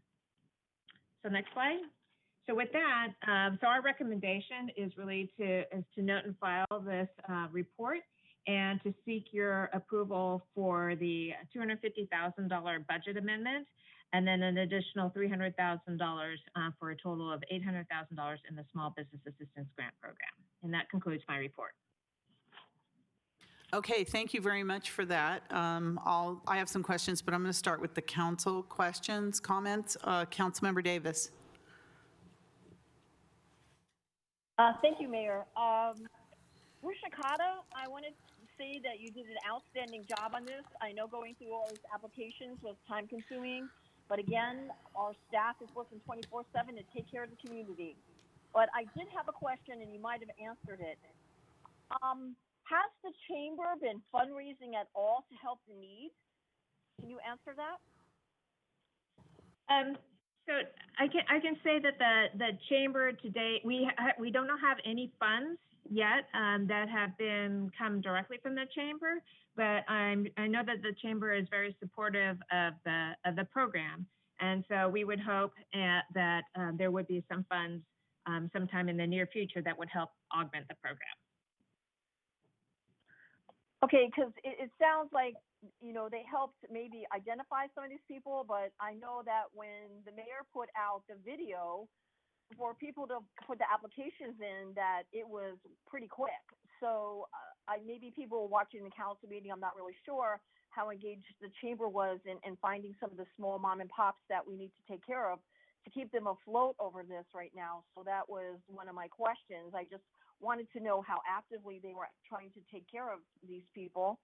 And the other thing is, under your recommendation, you want us to know in file, but the approval for the extra money, isn't that later on the agenda, or is there something else that I'm missing here? There's actually two. There's two. One is to note and file the report, but the other one really is we are asking for your authorization for a budget amendment. Okay, so it's not later on the agenda. Okay. No. So, Mayor, when it is time to make the motion, I would like to give the staff recommendation to move them forward, because they're doing an excellent job, and I think that there are people out there waiting to hear the status. So I'll take that as your motion. When you're ready. We're ready. Okay. We'll take it as a motion. Okay, then I would like to recommend that we move them forward with this in staff recommendation and keep them going. Thank you. Second. Okay, there's motion and second. Thank you for those comments. Councilmember Watanabe. Thank you, Mayor. And thank you, Ruth, for the presentation. Once again, congratulations to the staff, the city manager, for this outstanding work. And then to know that, the region around us, is looking for guidance, in creating the same program in their cities. I think it's a wonderful reflection on, again, that Santa Clara is taking care of its own. And I was very happy to see that there were two north of Santa Clara businesses that received grants, and I think I know both businesses, and I think that that they will definitely benefit. One is a daycare that has been shut down, so and I know they're a really good daycare, very culturally motivated and background, and so I think it's really important that that just everybody obviously has the opportunity and to be able to continue their goals and dreams, and so I was really happy to see that they received a grant. And I had the same question regarding the chamber, and because I had seen something where they were partnering with the city, and I was just curious to know if they had what they had contributed, or I saw some advertisements about the program, but nothing to say that there was additional funds received, to benefit the program. So I had that question as well. For the $300,000, I'm sorry if I missed it. I'm looking at the presentation again, but where would the additional $300,000 come from to add to the program, Ruth? So that $300,000 was cobbled together from several different sources. So we found some savings in the city manager's budget in order to accomplish that. So let's see, we have there was money that came out from the city manager's special incentive line, some of the championship team funding line because no one's going to events right now. And so it's broken down on page 3 of the staff report. And the sum came from the city council contingency fund as well. Great. Okay. Thank you very much for that clarification. And I know you've gotten lots of seconds on the motion, but definitely support it as well. So thank you very much again to Ruth and Kendra and Robin for all of your hard work. And I know that the residents that are beneficiaries of this program really appreciate it as well. So thank you again. Thank you. Yes, our contingency fund, we will now not have any food at the council meetings, all right? All right, Councilmember Chahal, followed by Councilmember O'Neill. Thank you, Mayor. Appreciate it. And I would also like to thank Ruth and the whole city team, which has made this happen. And this has been a very good program for our businesses which are struggling at this time. And good thing about this was it has been executed so well, and it is very timely, and the decision making has been very fast, and we really appreciate that. And I wholeheartedly support adding another 300K to this fund, raising it to 800K. And I would like to even keep it an option open in case we can find some more funds we can add to it down the line. I know we had so many applications, but still, whosoever can get help, that would be great. Thank you. Thank you, Councilmember O'Neill.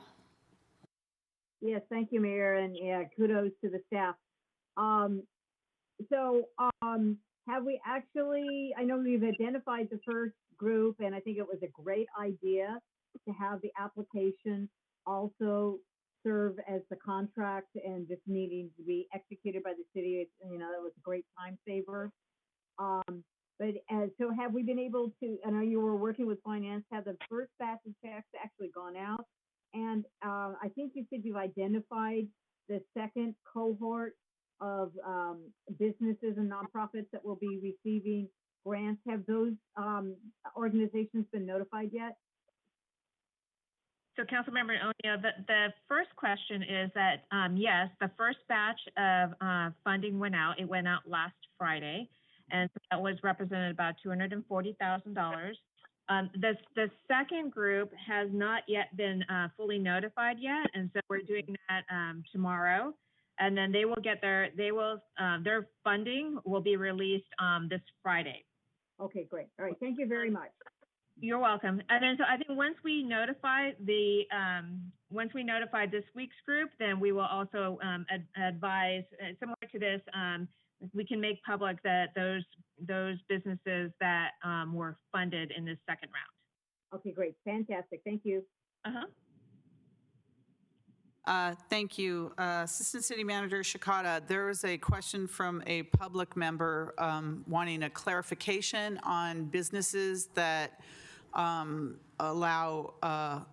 allow over 18 or over. If you could clarify that they were originally not eligible, and then that was removed, so they are eligible now, like lounges, bars, and others. Can you just clarify that, please, for our member of the public? Yes, Mayor Gilmore, that's absolutely correct. When we brought the program forward for council review and approval, we had suggested that maybe that would be a limitation or a reason for non-eligibility of the program. But in review with the city attorney's office, and again, looking at the objective of getting funds out as quickly as possible to as many people as possible, we decided to remove those barriers from the program such that it made it more complicated to leave it in the program rather than to take it out. So again, just looking at the objectives of trying to get the money out as quickly as possible, making it a fair and consistent process, we eliminated that as a reason for disqualification. Very good. Thank you for that. And I just wanted to say I did watch the training video because I wanted to be able to make sure I would be able to do it myself. I didn't apply, of course, but to see if I needed to help anyone, and I did need to help some people. I hope it worked. But thank you for that training video. It was very helpful. And I think that was Kendra on the training video, if I remember correctly. Secondly, we're still, I hope we're still accepting applications. Are we still accepting applications? Yes, the mailbox is still open. We have not closed the mailbox because we're hopeful that beyond the council has allocated, that we might be able to secure some private funding that will allow us to continue to work through the list.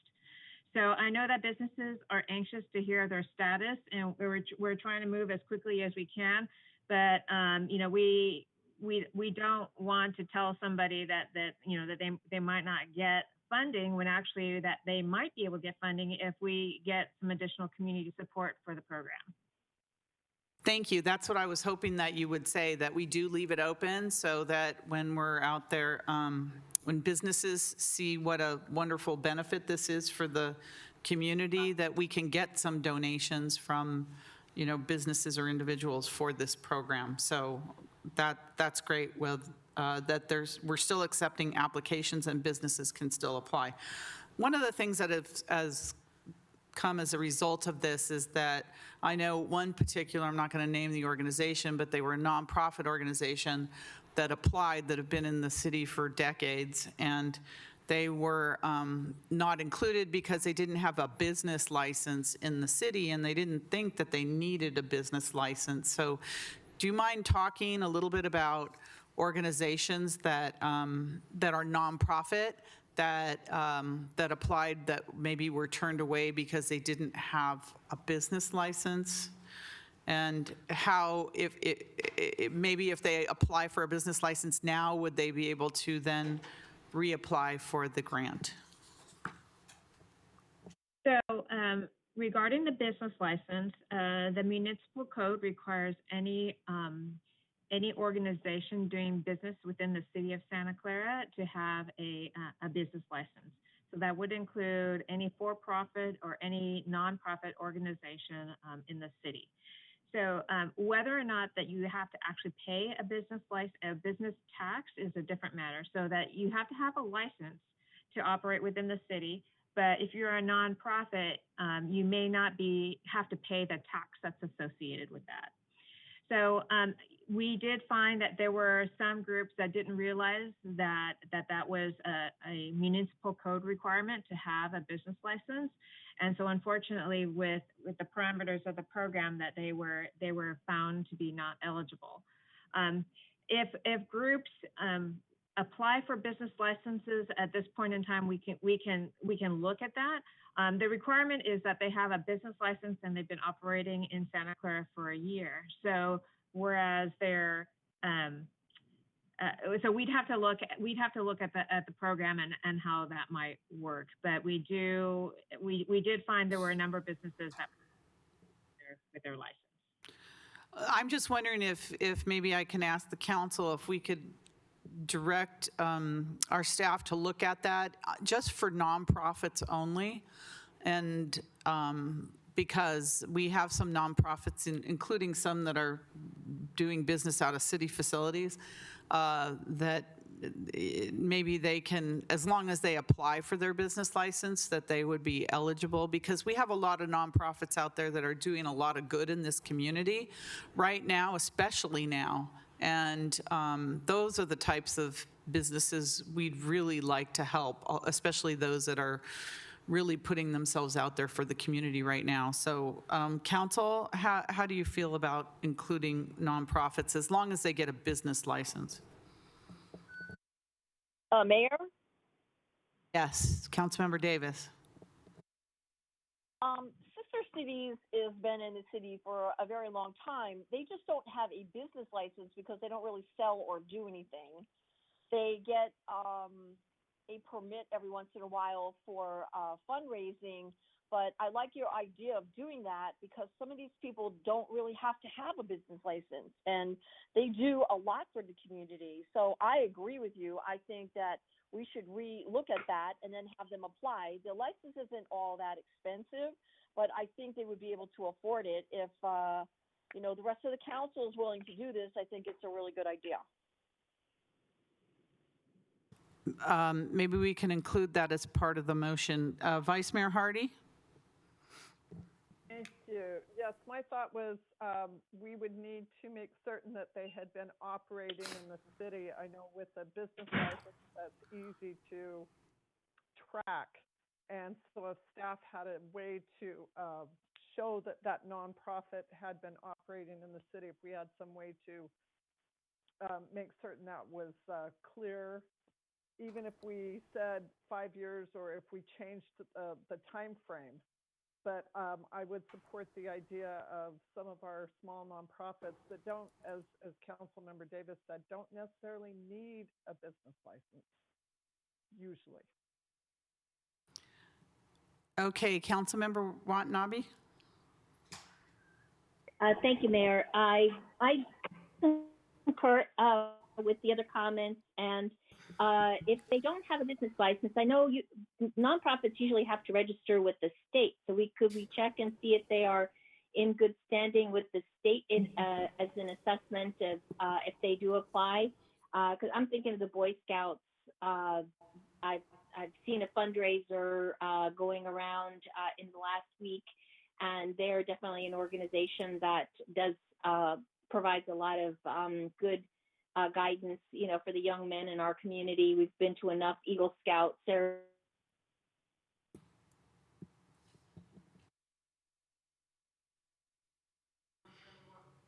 Councilmember Watanabe?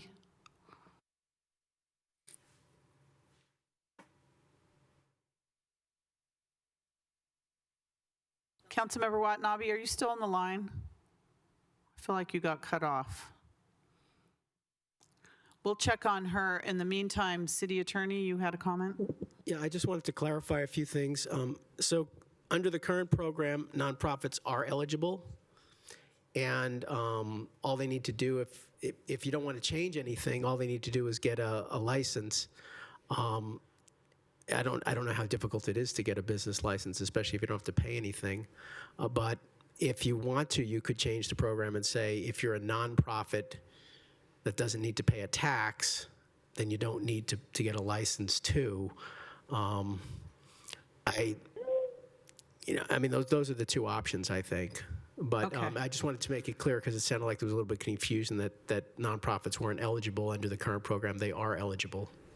They are. I said there were some that applied but were turned down because they didn't have a business license. Some didn't know they need to have a business license. So that's why, but our requirements are that you have to have a business license and I think be in operation for a year, which most of them have been in operation for, a lot of the nonprofits have been in operation in Santa Clara for decades.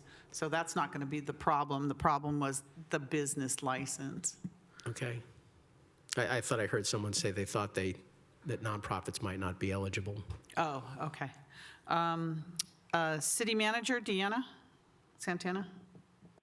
Hi, I just wanted to acknowledge that ultimately this is the City Council's program, and that to the extent that you did want to remove or address the issue of the business license and have them be able to apply prospectively, that's fine. We can incorporate that into our process so that one, we maintain the sequence of order, the council policy in terms of how people have applied and begin to push out dollars to our nonprofits.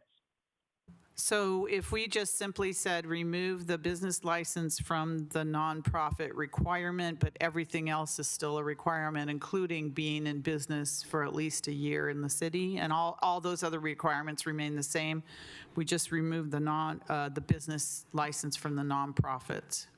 Does that make sense, City Manager? I was going hearing them having them become current with the filing of the business license. Oh, that they have to file, yeah, okay.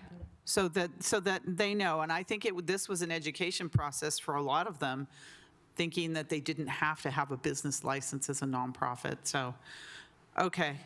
I just want to make it very simple because, again, there's such worthy nonprofits out there that need help so that they can help others. Okay, Councilmember Davis? Okay, so you want me to change the motion to say that nonprofits will have to file a business license permit, but they will be able to apply and be in the queue, correct? Yeah, that- so still remain in the queue.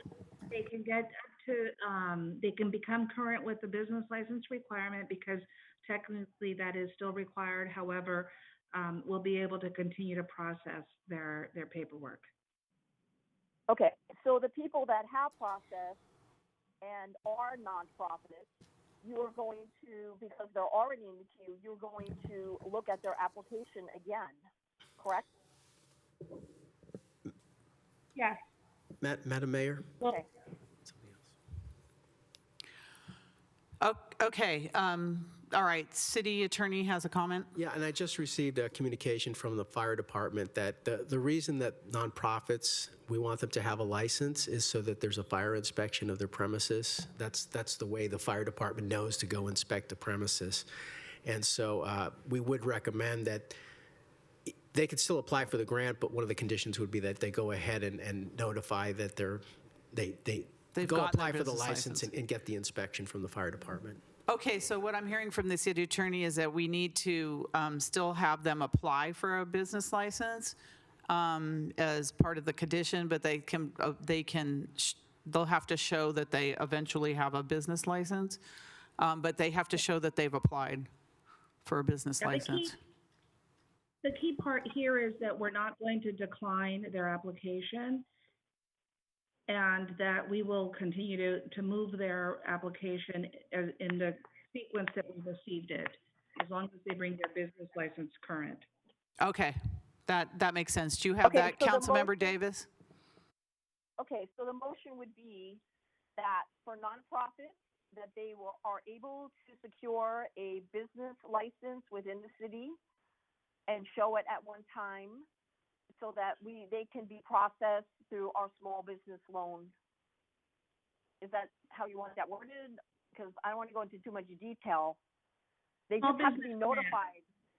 Through the grant. For the grant, right. Because if you go into too much detail, they're going to get confused because now we're going to have to notify these people that they will remain in the queue, but if other people want to apply, they just have to secure a Santa Clara business license, and that's end of story. Or be in the process of securing a Santa Clara business license. I don't know how quickly we're processing business licenses right now. I don't know because I think it requires an inspection that they are in the process of and will ultimately receive a business license. I don't know how quickly we're moving on that front. Okay. Madam Mayor? Well, this is so the motion would be, okay, go ahead, Rose. Okay, Councilmember O'Neill, is that you, Councilmember O'Neill? I think it was Assistant City Manager Takata. Okay, go ahead, Ruth. Yeah. I'm sorry. I started jumping. I just want to just put a little context in right now. To date, that we've only turned down 2 applications based upon the fact that they were a nonprofit that did not have a business license. So that we can easily reach out to those applicants and let them know, depending on if the council votes to modify the program, that the program parameters are being modified that would make them eligible subject to these conditions. So I just wanted to let you know that right now, based upon the ones that we reviewed, that there's 2 that have fallen into that category. There might be others in the queue, but then we know what the council's direction is on a going forward basis. Okay, thank you. Okay, so then my question is my motion sufficient for you to continue? That the nonprofits have to obtain a business permit within the city of Santa Clara? be in the process Yes. of obtaining. It has to be in the process Correct. because otherwise process. this doesn't matter. Okay. So we'll add the word process. Okay. I'll second the motion with those changes. And does that include the recommendation to note and file and the approval of the additional money, Councilmember Davis? Yes. Okay. Yes. So motion second by Councilmember Hall. So I have Councilmember O'Neill on deck here. Councilmember O'Neill? Okay, thank you. I just wanted to make sure that we're understanding, we're talking about a lot of nonprofits, which is that, I know they all do good work, but part of the structure of the program was to help those that actually have like a physical presence and have employees. And so I just wanted to make it clear that, that there are a lot of nonprofits that are operating in the city that it is totally volunteer driven. And so they don't have a payroll. I mean, yes, their fundraising may be impacted, but the intent of this program was to help groups, and including nonprofits that maybe were going to have a problem with making their payroll and their rent payments. So those, for a nonprofit to qualify, they still have to meet those requirements, correct? That's correct, Councilmember O'Neill. Nothing else changes. We're just talking about the business license part of it. Okay. None of the other requirements good. would change. That was a really good question or comment because nothing else changes. Okay, great. Thank you. Thank you. Councilmember Watanabe? I have nothing, Mayor. Okay, thank you. You're back on because at some point you were cut off. So you finished your comments? All right, thank you. All right, so we have a motion and a second. Do we have any members of the public? I'm going to give it a couple seconds to see if there's any members of the public that want to weigh in on this additional money. If you do, you can press *9 with your comments.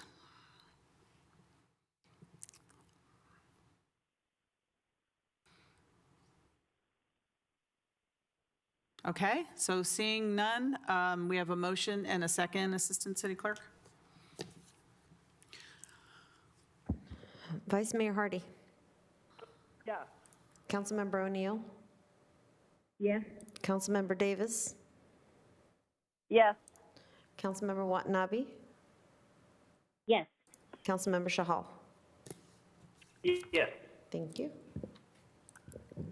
And that passes unanimously. Thank you so much, council, and thank you for putting this program together in the first place. Now we just need to raise more funds for it so we can help our small businesses in the city. So the next item we have is the consent calendar. All items will be approved with one motion unless items are pulled for discussion. I wanted to say for the record, I'm abstaining on items 5L and 5M, which has to do with the eviction proceedings. I still have no response back from the FPPC, so out of an abundance of caution, I'll be abstaining on 5L and 5M since I own property in Santa Clara. Is there any other council members that want to pull any items for discussion? Or any member of the public? Yes, I would like to pull 5F. Okay, that's 5F. And that item is update on Patrick Henry Drive specific plan, conceptual land use diagram, and project schedule. Okay, that's pulled for discussion. And Madam Mayor, I have a comment for 5B. You have comments on 5B? Yes, I have one. One comment. Why don't you read those comments? I don't think we need to pull it unless you, is there a question or just comments? This comment is from Allison Brooks. She says, I support the renovation of these two parks. However, since these two parks are the only ones within walking distance to my house, could the renovations of each park be offset from the other such that only one park is closed or undergoing major renovation at a time? Thank you for your consideration to renovate and keep our parks up to date. Thank you. That was a good comment. We can pass that on to our Parks Director as well. Okay, so I see no other comments from the public or the council. So we have could I please have a motion to approve the balance of the consent calendar? Motion to approve the consent calendar. Okay, Councilmember Davis made a motion. Was there a second? O'Neill. Hey, Second O'Neill. hey, Yes. Is that you, Hello? Councilmember Watanabe? I have. Yes. I don't know if I'm having, I mean, I can hear you, but anyway, my hand is waving there. I had wanted to pull 4 items. I apologize that my hand is not being seen. Did you Can say you hear 4 me? items? Did you say 4? Yes, Oh, I did. okay. But I was just checking to make sure I didn't hear it wrong. All right, go ahead. Okay, don't panic. So I had pulled 5B also, 5D like dog, 5G like George, and 5O like octopus. Okay, start that again. B, D, G, and O? Correct. Okay. Do we have a motion on the balance of the consent calendar? Yes, make a motion on the balance of the consent calendar again. Is there a Second. second? Okay, motion second. Please register your vote. Vice Mayor Hardy, Yes. Councilmember O'Neill, Yes. Councilmember Davis, Yes. Councilmember Watanabe, Yes. Councilmember Shahal. Yes. Thank you. And that passes unanimously. All right, so next item we have is, I believe, public presentations. Do we have any public presentations, Assistant City Clerk, or we'll give it a few seconds to see if anybody would like to dial in for public presentations? Mayor, Kurt Bartan wants to have public presentation. Did you get it? We just got it. Okay. Mr. Okay. Vartan, if you're ready, we are ready.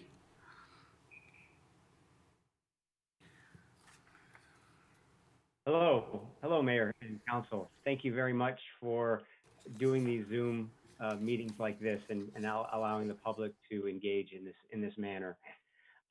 First, I'd just like to say thank you for everything you're doing and keeping everybody informed with all of these programs. I think it's really great to see how engaged everybody is becoming and is keeping engaged and just really focusing on how we can get through all this and supporting each other through the process. Your meals program's off the charts. It's very well received. Very positive feedback on hearing about that. And I wanted to just mention, not commenting on an agenda item that's already been spoken about, but referencing it, some of the small business activities that I'm working on with some of the other nonprofits and cooperative national organizations. We're also working with the state governor's office and working closely, or trying to work closer with his office to have a larger message on how work cooperative employee-owned movement can really take hold at this time and how that message can really help. And we're referencing the work that you're already doing, and I just want to make sure that you hear that we're taking the work that you've already started and trying to amplify that at the state level and hopefully at a national level. And so I just wanted to, again, just express my appreciation for all the work that you guys do for small businesses on the street here. And so thanks for looking out. That's it. Thank you, and I think the small business cooperatives are going to be just that much more important when this is over, to save some small businesses that may go under if they don't use the cooperative formula. So thank you, Mr. Vertan. Do we have any other public comments? Okay. No more public comments. So the next item is consent items pulled for discussion. So we're going to start with item 5B, Councilmember Watanabe, action on award of contract for the Agnew and Fuller Street Parks Rehabilitation Project. Yes, thank you, Mayor. I just wanted to bring the consent item forward, just so that residents would know that the city is moving forward. These are both parks that are relatively old. Agnes Park was built in 1970, and Fuller Park was 1999. So it's like 20 years old, that particular one, and they are well-used parks. And I understand the resident Brooke that submitted the comment about closing both parks simultaneously because of their use. However, reading the staff report, I believe the work was supposed to start in late summer, finish early next year, provided that the COVID doesn't hinder everything. But I understand the concern, but I do hope that the construction and rehabilitation can remain on schedule. And I also want to thank the staff for finding the additional funding for the sports courts that are going to be put in at Fuller Park. Also, I know that was something that the residents were really hoping for. So thank you very much for that. And that was really all I wanted to say. And just to go ahead and make a motion to award the public works contract for the Agnew and Fuller Parks rehabilitation project. Second. Okay, there's a motion and a second. I see on here we have Allison Brooks, the e-comment, the one you read. Is that the one, or is she on the line by chance? No? That was just the e-comment. Okay, and you read that. Thank you, Councilmember Watanabe, for that report. So there's a motion and a second to approve that award of contract. Any other discussion on this? Okay, Assistant City Clerk. Vice Mayor Hardy. Yes. Councilmember O'Neill. Yes. Councilmember Davis. Yes. Councilmember Watanabe. Yes. Councilmember Shahal. Yes. Thank you. And that passes unanimously. Thank you. The next item we have is item 5D, action on an agreement for design professional services with SSA Landscape Architects, Inc., for the Fairway Glen Park restroom construction project. The favorite of ours, Councilmember Watanabe. Go ahead on that one. Okay. Thank you, Mayor. Yes, I was very happy to see this on the consent calendar. Again, this is a project that the residents have been really looking forward to, and they are very excited to know that the design architect has been chosen, and they will start getting community input starting in late summer.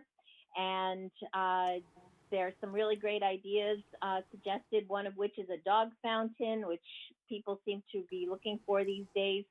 So everybody's really excited to just continue to see this project moving forward. Again, provided, well, I don't think the COVID will impact this. This is just the design, but hopefully it'll start late summer, and the final design will be ready by next summer. So, just things are moving in the north side, so it's exciting time. So thank you for that. And I would just like to go ahead and approve and authorize the city manager to execute the agreement for design professional services with SSA Landscape Architects for the Fairway Glen resident restroom project. Thank you. Who was that second? Davis. Oh, Councilmember Davis, okay. Thank you, Councilmember Watanabe, for keeping on top of this and pushing this and having this, get done. I think we'll have a ribbon cutting for this. Maybe we can name it after you eventually, so. No. Kidding. All right, so we have a motion and a second for the Fairway Glen Park restroom approval. Motion second. Any other discussion on this? Mayor Gilmore? Teresa, Mayor Gilmore? Councilmember O'Neill. Yes, thank you. I just wanted to say, because I was just curious, with the amount of money, are we doing redesign beyond the bathroom? I mean, it's $200K for, that's a pretty expensive bathroom. And I realize it's just the design, but so are we, Councilmember Watanabe mentioned the water fountain for the dogs, which I have seen in some newer parks. But are we looking at other elements within the park? When I read the report, it didn't really say, but if it's for $200K, I thought maybe we were the design was maybe going to be a little more comprehensive? Yes. I don't know if staff wants to respond to that, but but looking at the agreement and the outline of possible improvements, did include installation of new sewer, water, and electrical utility lines, because right now there's no electricity in the park, and then the relocation of a light pole, pedestrians' path of travel to be improved, and fiber optic lines, accessible curb ramps, landscape design, and irrigation design of the improved area near the restroom. So there's quite a bit contained in the possible scope of services for the design. All right. Okay. Thank you. Good question, though, Teresa. All right. We have a motion and a second. Assistant City Clerk?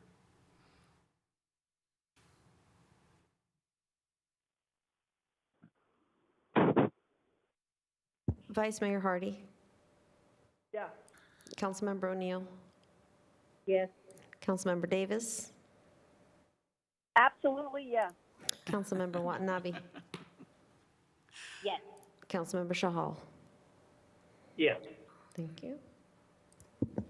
And that passes unanimously. All right.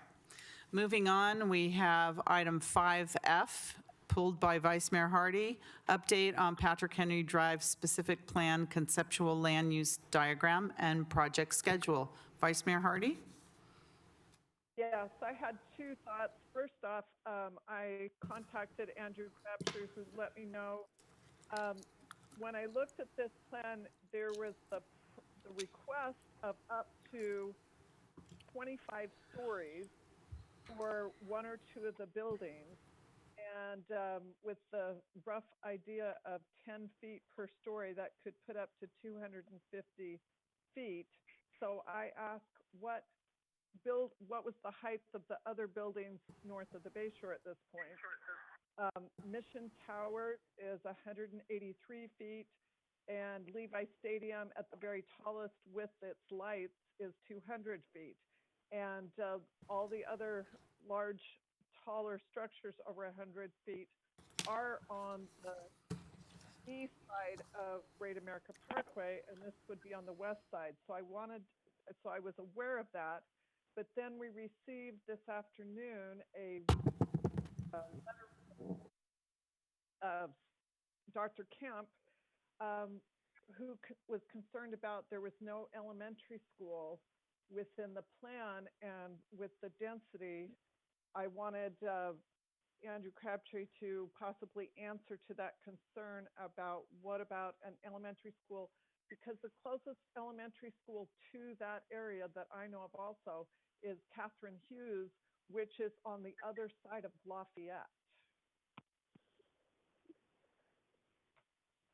So I wondered if we could hear about that. So we provided direction back a while ago on this project. So, City Manager? I'd like to have Andrew respond to the question. There are citations and references within the report that we can highlight around the school. Andrew? Thank you, Mayor, members of the City Council. This is Andrew Crabtree, as Director of Community. We do have a brief presentation ready, if that would be helpful to raise as well. But just in terms of background, we are preparing a specific plan. The city's in the process of preparing a specific plan for the Patrick Henry area that's on the west side of Great America Parkway, north of Mission College, and south of Tasman. And we were last in front of the City Council in December, at which point we really went over the scope of the proposed development with the City Council. If you go to the next slide, please, you'll see, next slide. And in the scope, we really were basing the proposed on input from the stakeholders. We had prior council direction to provide flexibility And so the number of units and the building height, potential building heights were discussed in December as part of the council review at that point. And we did have one, possibly two developers looking to go as high as 25 stories. And so that was referenced at the time.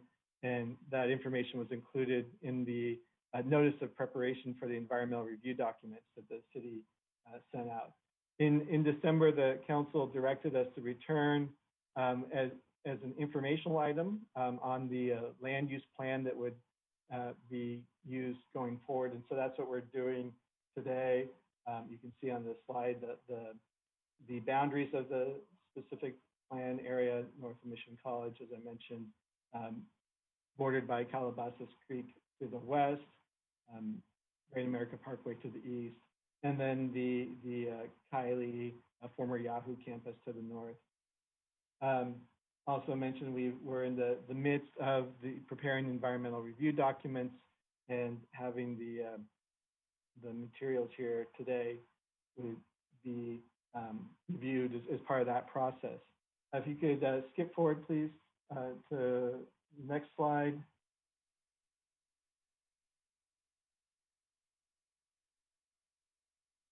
This is just a diagram that shows the different property owners that are actively considering redevelopment. The digital realty data center property owners are also participating in the process, but are not planning any redevelopment. But almost every other property owner is, every other property owner is within the plan area now, actively considering some type of redevelopment and active in the process.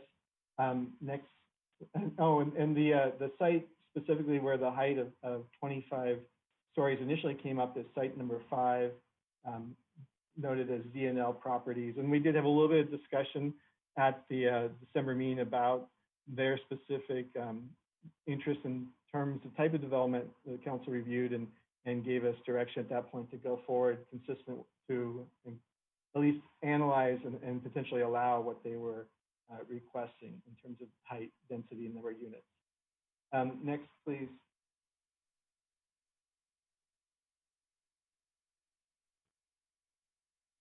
This is just a list of the land use designations that were developed to kind of correlate to the different development proposals that we received input. Next, please.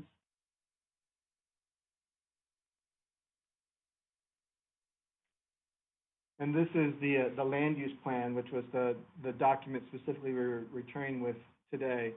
So we did receive a letter today from the school district in which they indicated that their preference would be to see a specific school site designated on the plan set. And I want to be clear that we did not previously identify a school site.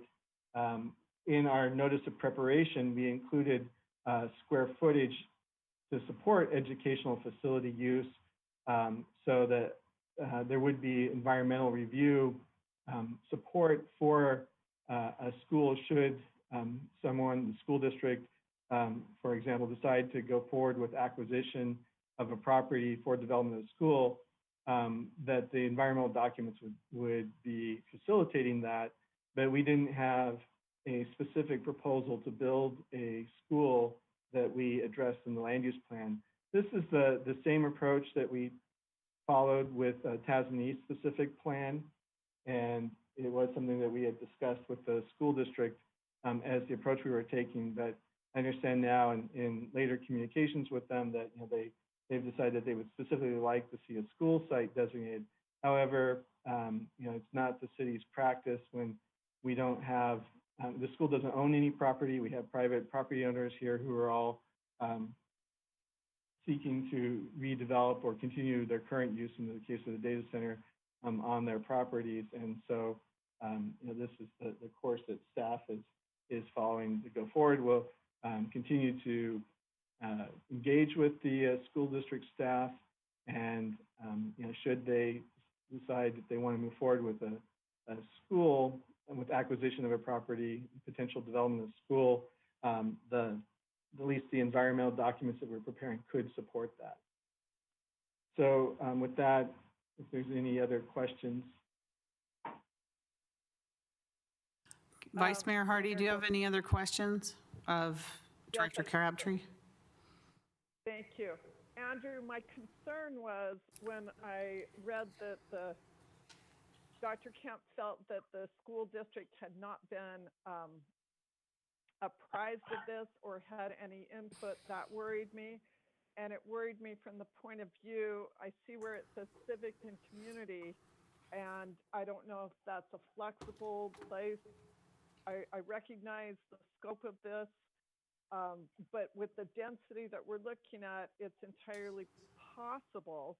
And probably my struggle, because I was in on helping design Rivermark and improving that, is we used the school district numbers, which turned out the minute the school opened were severely inadequate. So I'm always very concerned if we're not proactively looking at what could be the requirements for schooling, especially when we're looking at going for high development. And that's what I wanted you to answer to.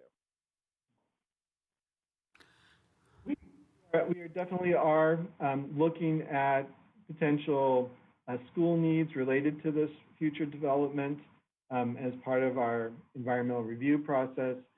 We have had conversations with school district staff, the site, and I believe a couple months ago at the school liaison, city school board liaison meeting, we did briefly discuss the approach we're taking. So there has been some communication with the school district, and the intent with the notice of preparation and the square footage indicated there for public uses, including potential educational facilities, is to keep the door open so that that's something that's a possibility in this plan area. But you know, we're committed to continuing the conversation with the school district at this point. Thank you. I appreciate that. Okay, thank you. Councilmember Davis? Thank you, Mayor. I'm kind of, well, I understand a council member, Vice Mayor's question about the school, but Kylie was not part of the Patrick Henry specific plan, and they were the ones that were going to put the school in because of the density that was out there. And number two, there was really no specific design for a school when they did this. I mean, there was no designation of a school when the conversation started. And so that's why I'm wondering why Dr. Kemp is now asking about this. I know she was hired recently, but, and Andrew answered the question. I mean, he's been talking with the school district. So I would like to approve staff recommendation on this to keep this project going, because there's a lot of people involved in this. And my concern is we are only allowing construction for affordable, but this project might have affordable, but it also might have regular benefits to that area, because we are looking at higher density. We are looking at housing out there to support other projects that are out there. So I believe that maybe Dr. Kemp could be working with Andrew maybe a little bit harder on this, but I don't see where we specifically said that we were going to have a designation of a school there. So, and also at the time, I might remind everybody that the Avenue project was going on. So, and that was to accommodate the density that was out there. So I would just like to make a motion to move this forward. I think we're on a time delay as it is. There's a lot of things that have to get done with this Patrick Henry specific plan. So my motion is to move staff recommendation and continue on. Okay, there's a motion. Is there a second? Second. Okay, motion second. Thank you, Councilmember Davis. Councilmember O'Neill? Yes, thank you. So I think I understand what Andrew is saying. And I think, you know, we have had this general discussion that we want to include schools, but we also need to be thinking about, Councilmember Davis referred to the Kylie project, which we don't know, that they were very forthcoming in saying, yes, we need to have public uses such as schools there. But we've got to look at, the Freedom Circle plan is a little more sketchy right now, but we've got out in that area, we're going to have, some housing that related. There's going to be Tasman East. There's going to be something, probably some large scale project done by Kylie. We've got this Patrick Henry specific plan and whatever still emerges from this Freedom Circle plan, which is looking, as not looked as, it looks a little more iffy right now. The numbers that we're already looking at from the developments that are already out there and what will be coming probably initially from Tasman East, the Agnew schools will be full before we know it. So I wanted to make sure that we are acknowledging that we need to have public facilities, whether they're schools or community centers or libraries, and maybe we need, we've talked about getting creative and how could we create more urban type schools that maybe are multifunctional in terms of being a community center, a library, and a school, something like that. But I think we could, and part of the reason why the Rivermark project was successful was from the very beginning, the land was, there was the acknowledgement that we needed to have land for parks, library, school. And because I think if you wait too long, we all know that the land is the most expensive piece. So I don't want us to lose sight of that at all, and particularly in light of the totality of what we're looking at for that part of the city. Thank you. Councilmember Watanabe? Thank you, Mayor. I remember when Rivermark was built, the Calajon, the sites for Calajon as well as Live Oak Park, the developers were very good about donating or giving that land back to for the school to be built and for the city to have as open space, and it was very, very successful. But I want to go back to, I attended a community meeting with the school district at Calajon over a year ago when there was concern about the overpopulation of schools, and attending that meeting, and Michelle Healy was there, and it was also before Superintendent Kemp's time. But when they looked at how they were rebounding the district, when considering building Agnew, and I have to say I'm really happy to know that they are going to be going forward with the construction again, so that they're still looking for that campus to open on time.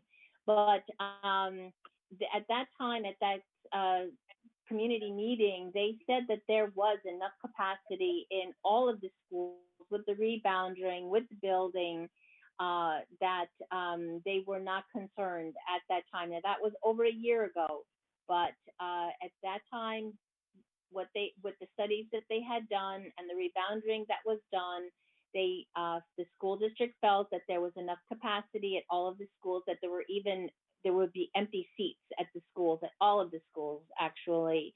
So and that's why I'm happy to go ahead and support the motion and keep this particular item moving forward. That's all. Thank you. All right, thank you. I just wanted to, this is a report that we're asked to just approve the report, but I just want to address some of Councilmember O'Neill's statements. We had quite a long discussion back in December of this Patrick Henry project, and I know that the specific plan at pretty much almost every one of our city school liaison committee meetings, we talk about, Andrew gives a report, or the planning department gives a report on all of our pending projects in the city. So the Patrick Henry Drive specific plan project has been around for a long time, and the school district knew about it. It's been there for quite a while. They've known about all of our specific plans. They were talking about siting a school somewhere in the Kylie project. And I know that there's been other projects out there as well that they're looking at as potential school site areas as well. But in looking at the staff report on this project, there was over 300,000 square feet for other non-residential uses in this general area, and that's and they were described as retail, community space, library, and educational facility. So I think it would be up to the school district, not the city. We wouldn't go out and cite a specific location for a school and say this has to be here, because unless we own the land, that's a taking of land. So it's up to really to the district to negotiate with some of the developers there if they want a school site there. But I never thought that this was the site that they were very seriously looking at a school facility. I always thought, which they made comments about over and over, was the Kylie site right next door. And because the Kylie site, as Councilmember Davis said, wasn't included in the Patrick Henry plan, that's why we're not seeing it here. So I know that, you know, if we had some of these concerns about wanting a school site, maybe we should have talked about it more in December when we all approved the general uses to put out for the notice of preparation. So again, it doesn't shut the door because there's over 300,000 square feet for other uses, including educational facility. And again, this is, you know, just the general specific plan for Patrick Henry, and that makes no sense, but yeah. So I say we move ahead with it, which is the process that we all agreed to in December. And so I think staff is just giving us an informational report. So I'll support the motion. Can I make one last comment, Mary Yes, Gilmore? Councilmember O'Neill. Yes, thank you. So I know that we didn't specifically cite it, but I think now with the questions about Kylie, but I just want to urge again that we keep it center in our thinking, because Councilmember Watanabe referred to about what happened with Rivermark, but I was on the school board when that was being built, and you know, we were very grateful as myself as a trustee at that time for the support of the city, because if the city and the school district hadn't stayed together and put pressure on the developers, that land wouldn't have happened. As a matter of fact, as we were quite far into it, they were trying to find a way to wiggle out of the commitment to provide the land for the school. So that almost didn't happen. So just keep that in mind about how vigilant you have to be about these public uses. Okay, thank you, Councilmember O'Neill. So we have a motion and a second. Do we have any public discussion on this? Has anyone chimed in yet? Zoomed in? Okay, so we have a motion and a second. Vice Mayor Hardy. Yeah. Councilmember O'Neill. Yes. Councilmember Davis. Yes. Councilmember Watanabe. Yes. Councilmember Shahal. Yes. Okay, and that passes unanimously. Next item pulled for discussion is item 5G, and that's action on award of contract for the ADA curb ramps, and that's Councilmember Watanabe. Thank you, Mayor. I pulled this because it's the first time that I'm aware of, since I've been on the council, where the city, specifically awards contracts for ADA curb ramps, and I know how important they are to the residents. And so I was happy to see, once again, the North Side is getting the benefit of this contract, and there are actually going to be three curb cuts near Lick Mill Park, which is wonderful because it's a well-used park. So the residents are going to be happy about those updates. And once again, I hope that the construction will be able to stay on course as planned, and I believe there are 9 total in the north side. The additional 6 are on the other side of Montague, and so these are just important curb cuts, that are, once again, for the benefit of the community, that I just wanted to call out and make sure that they were aware of. And I know there are others. I think there's a total of 24 altogether, and the others are dispersed throughout the city. But there's 9 in particular that are going in the north side. So that's very exciting. So I just wanted to call it out, and just happy to go ahead and make a motion to award the Public Works contract for the ADA curb ramps for the fiscal year 2019-2020 project. Thank you. It's a motion. Is there a second? Second. There's a second. Any further discussion on this? Member of the public? No one zoomed in? Okay. Motion second.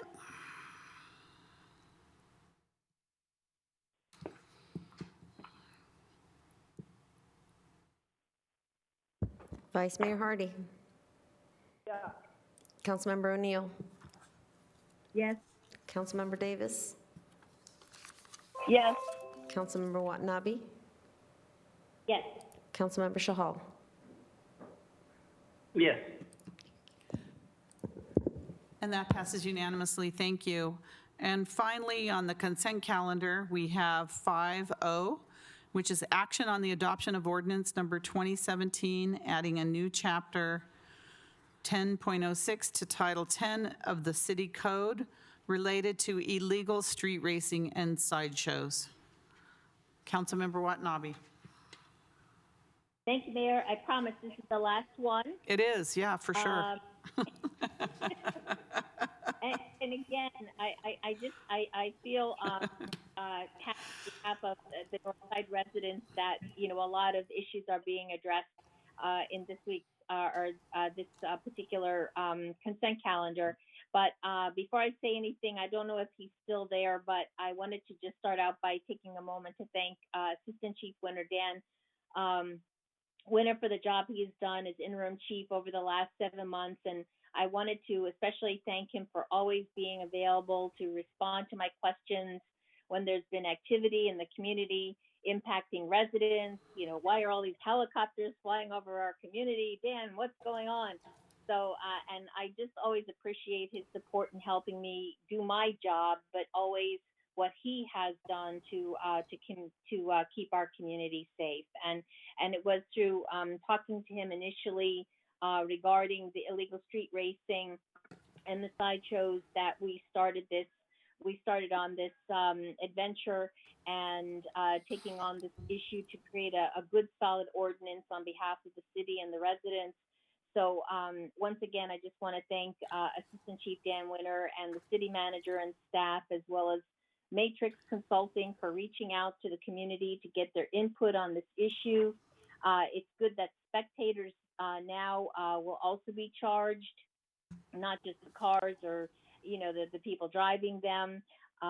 This will have a really positive impact on the safety of residents and the businesses, not just in the north side, but really all over Santa Clara. I mean, this applies to all of Santa Clara, and the safety of our community is always first and foremost.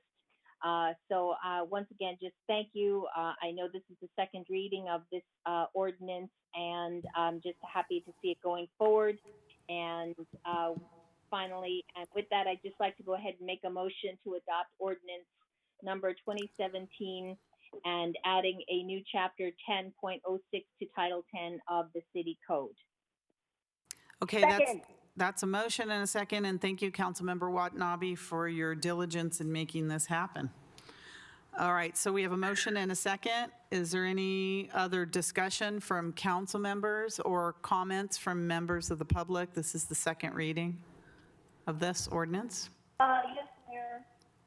Yes, Councilmember Davis. Yes. Thank you, Mayor.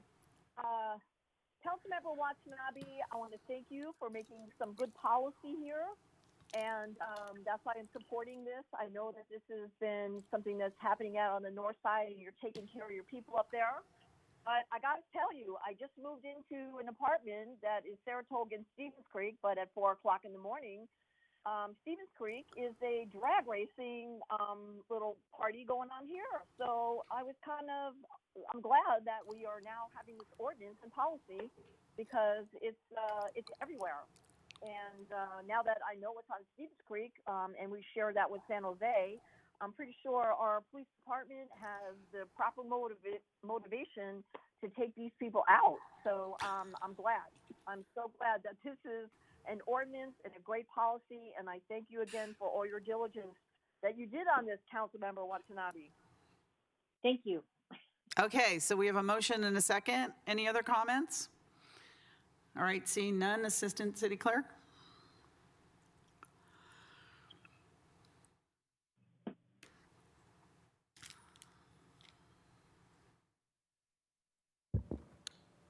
Vice Mayor Hardy.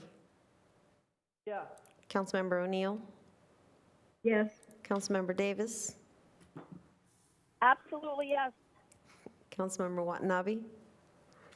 Yes. Councilmember Shahal. Yes. Thank you. And that passes unanimously. Thank you, thank you. All right, next we have the item, public hearing general business. The first is public hearing action on the adoption of the fiscal year 2021 municipal fee schedule. And it's a public hearing, so we're going to open the public hearing. City Manager? I'd like to invite Ken Lee up, our Finance Director, to make the presentation.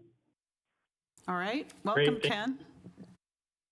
Great, thank you so much, Deanna. Honorable Mayor, City Council, Ken Lee, Director of Finance. And before I get started with the presentation, I did want to mention there's about a 250-page fee schedule report that's attached to the item before you. And wanted to point out two things. One, from a transparency standpoint, this is the source document for the majority of our city's fees. And so it's one of the highest used documents from the finance department that we put out. And then the second thing is this action before you is an opportunity to evaluate the costs and the fees, the revenues tied to the services that the public receives from specific activities. And so on the next slide is a short agenda. I have a little bit of background and fee setting methodology, a summary of some of the changes in the fee schedule before you and the details behind that, and then a recommendation. So if we can go to slide number 3, just by way of background, the municipal fee schedule is a compilation of fees for city services provided to the public. This fees for services are one of two revenue sources that primarily the city receives in the general fund, and these are for specific activities that members of the public receive. Separately, there are other fee schedules that are not included in this document. First and foremost, around our utility rates, so that's our electric, water, sewer, solid waste rates. Those are adopted separately through resolution. And then our Santa Clara recreation activity charges, those are published, I believe, quarterly through an activity guide sent out by Parks and Rec. In slide 4, a little background on, from a legal perspective, both Prop 218 and the California State Code regulates fees set by local agencies. And basically what the law says is the rates have to be fair and reasonable and cannot exceed cost recovery. We cannot make money on these fees. The second bullet there on this slide is Council's adoption of the budget principle for guidance to adjust the fees. Within limited exception, fees are established based to recover full costs, and except to the extent they benefit the community as a whole, we have some fees that do subsidize, From a fee setting methodology standpoint, you may recall Matrix Consulting was hired on and performed a consultant report. And in that report, we went through a multi-phased approach. The first phase was adopted last July. The second phase was adopted in November of last year. And And within that report, the consultant identified that across all city funds with regards to these fees, approximately $22.4 million in terms of a subsidy. So a very large number there. I do want to clarify that's across all funds. It's not just the general fund. And so within the document before you, what the methodology we are bringing forward is applying to those rates determined by the consultant an inflation factor of 4.94%, which is our calculation of operating cost changes between last year and this upcoming year, primarily related to salaries and benefits tied to the fees. Secondly, these increases are needed to maintain cost recovery and not widen the subsidy. Otherwise, subsidies from existing funds will need to be increased. And primarily, a lot of these funds, fees are in the general fund where the fees support those activities. On the next slide, I wanted to summarize the changes in the document before you. There are 4 new fees. So on slide 6, there's 4 new fees proposed, 1 fee deleted, 1 major fee category restructured, the technology fee, which is applied primarily to our planning, building, development programs, remains unchanged. 6 additional fees or fee categories that are unchanged, and then several fees where council has previously adopted a phase-in. And so I'll talk about that more in a subsequent slide. So on the next slide, slide 7, as I mentioned earlier, all fees are proposed to be increased by 4.94%, except for non-standard adjustments. And there are some other fees where we use other escalation factors pursuant to city resolution or cost structure, and I'll talk about that. Some fees are proposed to be brought forward at later dates. The community room rental fees. We had a study session earlier this year, and because of the COVID-19 response, those fees are delayed, and we're anticipating to bring those forward, or that analysis forward, later in the fall.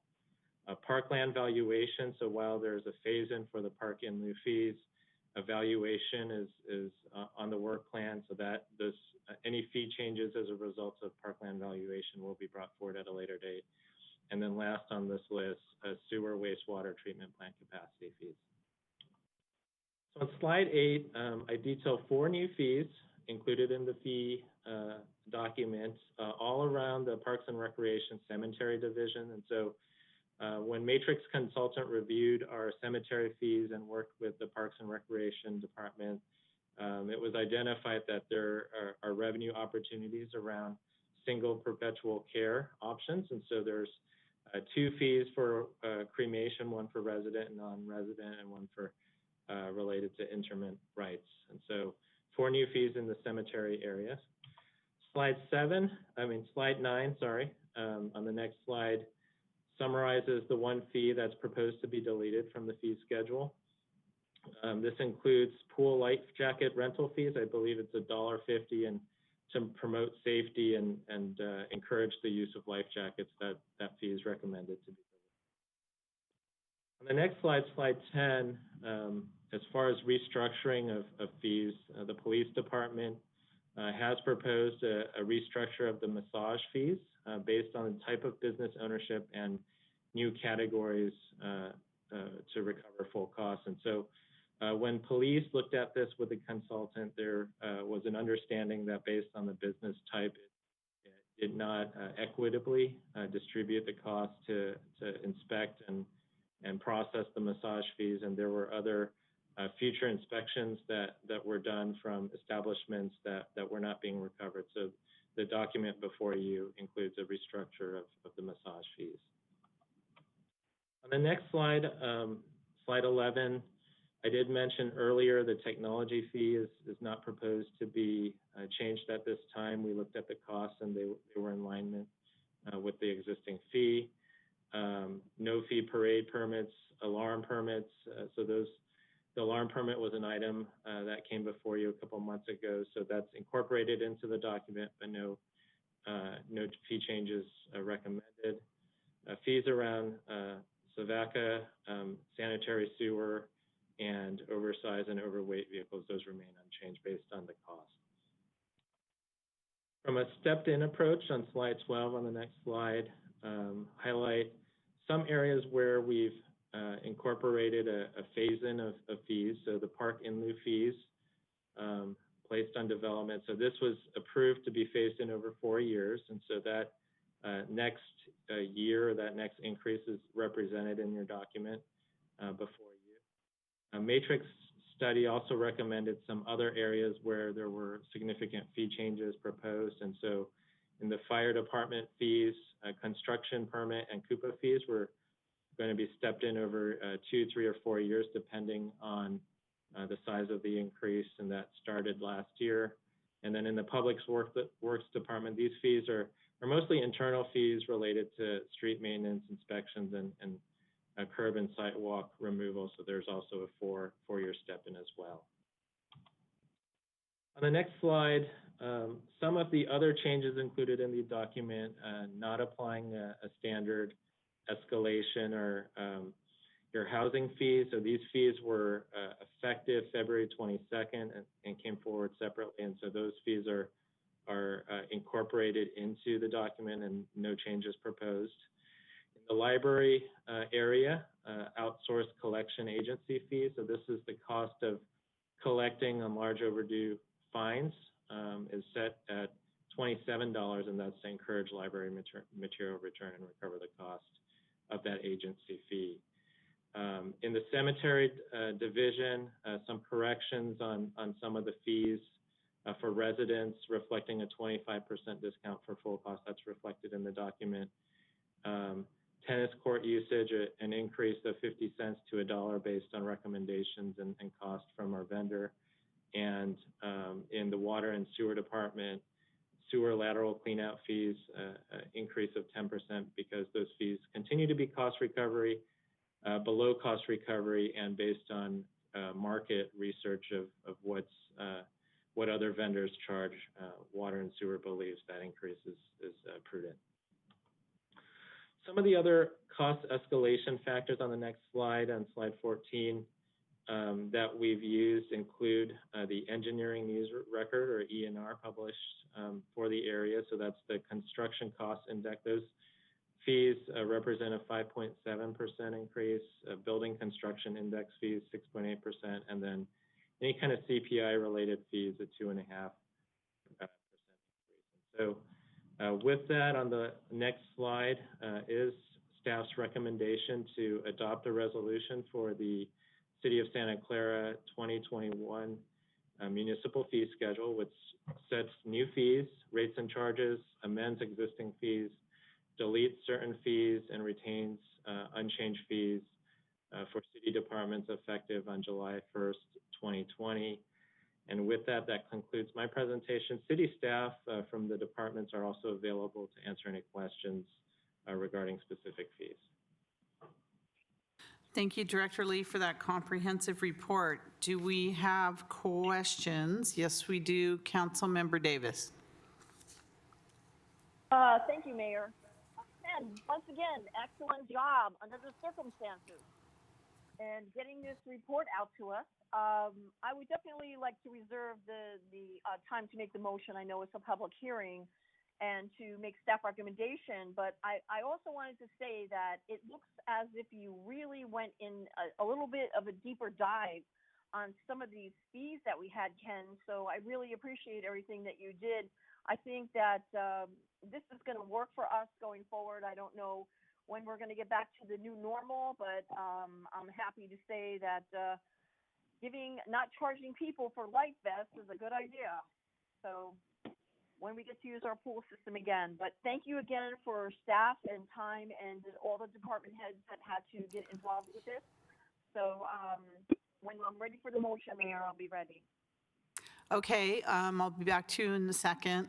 Any other council members? Do you have any questions or comments for Director Lee? Okay, seeing none. Is that? Sorry. Mayor Gilmore, Vice Mayor. Vice Mayor Hardy. Sorry. I appreciated that they did such a good job because the report was 256, and I did go through it, pages, but I appreciate that they focused in on a lot of the changes, which made it much easier to understand how this was going to impact our residents. And I want to tell Kim, thank you for doing such a good job and making that so concise. I appreciate it. Thank you for the kind remarks. Thank you for those comments, Vice Mayor Hardy. Let's see, anyone else? Councilmember Chahal. Thank you, Mayor. Thank you, Director Ken, for the report, detailed report. I do have some comments. I know it's, I may not be talking these from this year, but I want them to be kept in perspective going forward, basically. So, photovoltaic fees, like for the this solar panel. So I think we should look at, that's on page number 34 of the 256-page report. So I think we should be subsidizing these so that we can encourage more sustainability efforts in the city. So going forward, we should look at those. And then ADU addition. I don't know, I didn't note down the page, but we should be looking at if we can subsidize that also so that we can encourage ADUs build up within the city so that it's not a burden for people to add housing, and the housing needs are very high housing needs in the area. The thing which noted, I saw very high application fees and contract fees for NCIP program. Like, NCIP programs are basically for people who really need this thing. I would like that if we, down the line, if we can review those for whatever we can do to reduce those fees, that would be good on that. Even on the affordability housing agreements, those fees to me looked more than what they should be, because all these are for community which cannot afford some of these fees. So whatever we can do to subsidize those, that would be good. Next one was, I have a question on the business tax certificate fees. So anybody having more than 400 employees, 401, pays a standard fees. Do we control, like, can we change that, like, depending on how many actual number of employees, even if we maintain the standard whatever fees right now, or does that has to go through voting by the residents?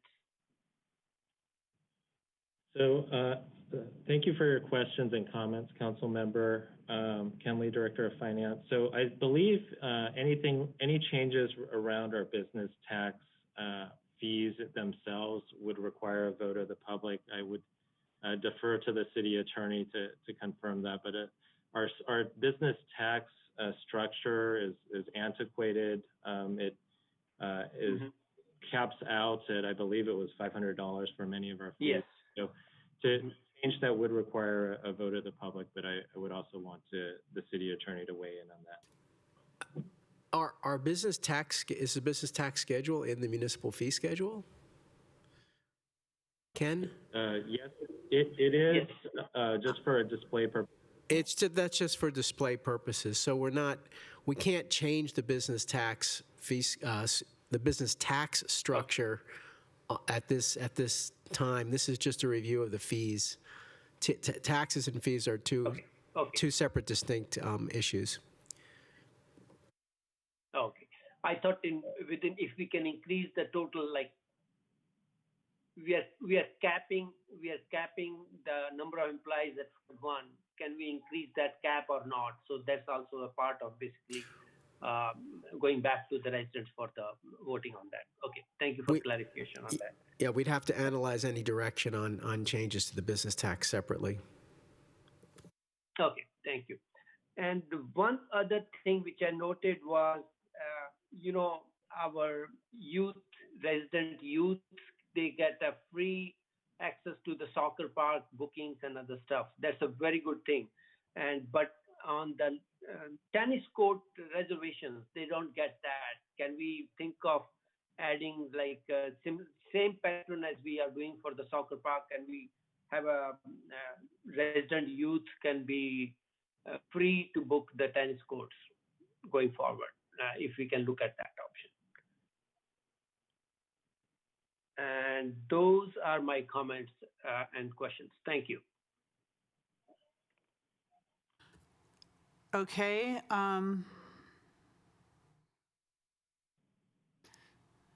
Is there any other comments from public? This is a public hearing, so it's open to the public. If anyone wants to zoom in or dial in, just give it a couple minutes.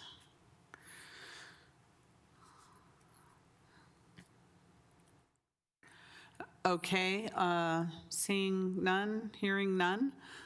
I'm going to go back to you, Councilmember Davis, for a motion to close the public hearing. Motion to close public hearing? Second. Okay, motion second to close the public hearing. Kathy Watanabe, second. Vice Mayor Hardy. Yes. Councilmember O'Neill. Yes. Councilmember Davis. Yes. Councilmember Watanabe. Yes. Councilmember Shahal. Yes. Okay, that passes unanimously. Councilmember Davis, is there a motion? Yes. I would like to make staff recommendation to adopt the resolution for the City of Santa Clara 2021 municipal fee schedule, which sets new fees, rates, and charges. 2, amends existing fees. 3, deletes certain fees. And 4, retain unchanged fees for various city departments effective July 1, 2020. Okay, so that's staff recommendation. Second. Okay, there's a motion second for staff recommendation. Do we have any final comments from the city staff or the city council? Okay, seeing none. City clerk, assistant city clerk. Vice Mayor Hardy. Yes. Councilmember O'Neill. Yes. Councilmember Davis. Yes. Councilmember Watanabe. Yes. Councilmember Shahal. Yes. Okay, and staff recommendation passes unanimously. Thank you very much, and thank you, Director Lee, and all the staff that put that together. That was tremendous amount of work and a tremendous effort. Thank you. All right, next we have consideration of Silicon Valley Power Quarterly Strategic Plan Update. Thank you, Mayor, members of the council. This is Manuel Pineda, Chief Electric Utility Officer. I have a presentation, if we can please pull the presentation up. So it's a pleasure to be here today and give you the quarterly strategic plan update. I do want to note that today our focus will be more on what's going on with COVID-19 in the utility, and just I'm going to little highlight on the strategic plan. Going to slide number 2, you can see from the agenda that we will just touch base on one slide on the strategic plan, give you a status update on some of the activities we're doing, and then looking at COVID-19 and our budget, some of the customer programs. I know the city manager Santana already mentioned some of the essential services we're providing, and also some of the major projects that are currently underway, and we'll finalize with some other updates. If we go to slide 3, that's our strategic plan implementation roadmap that you've seen many times before. And when you look at the implementation roadmap, I think we skipped a slide there. It's supposed to be on slide 3. So if we can go back.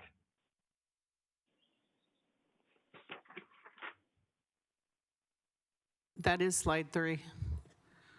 Oh, they have the wrong presentation on the on the screen. So you know what?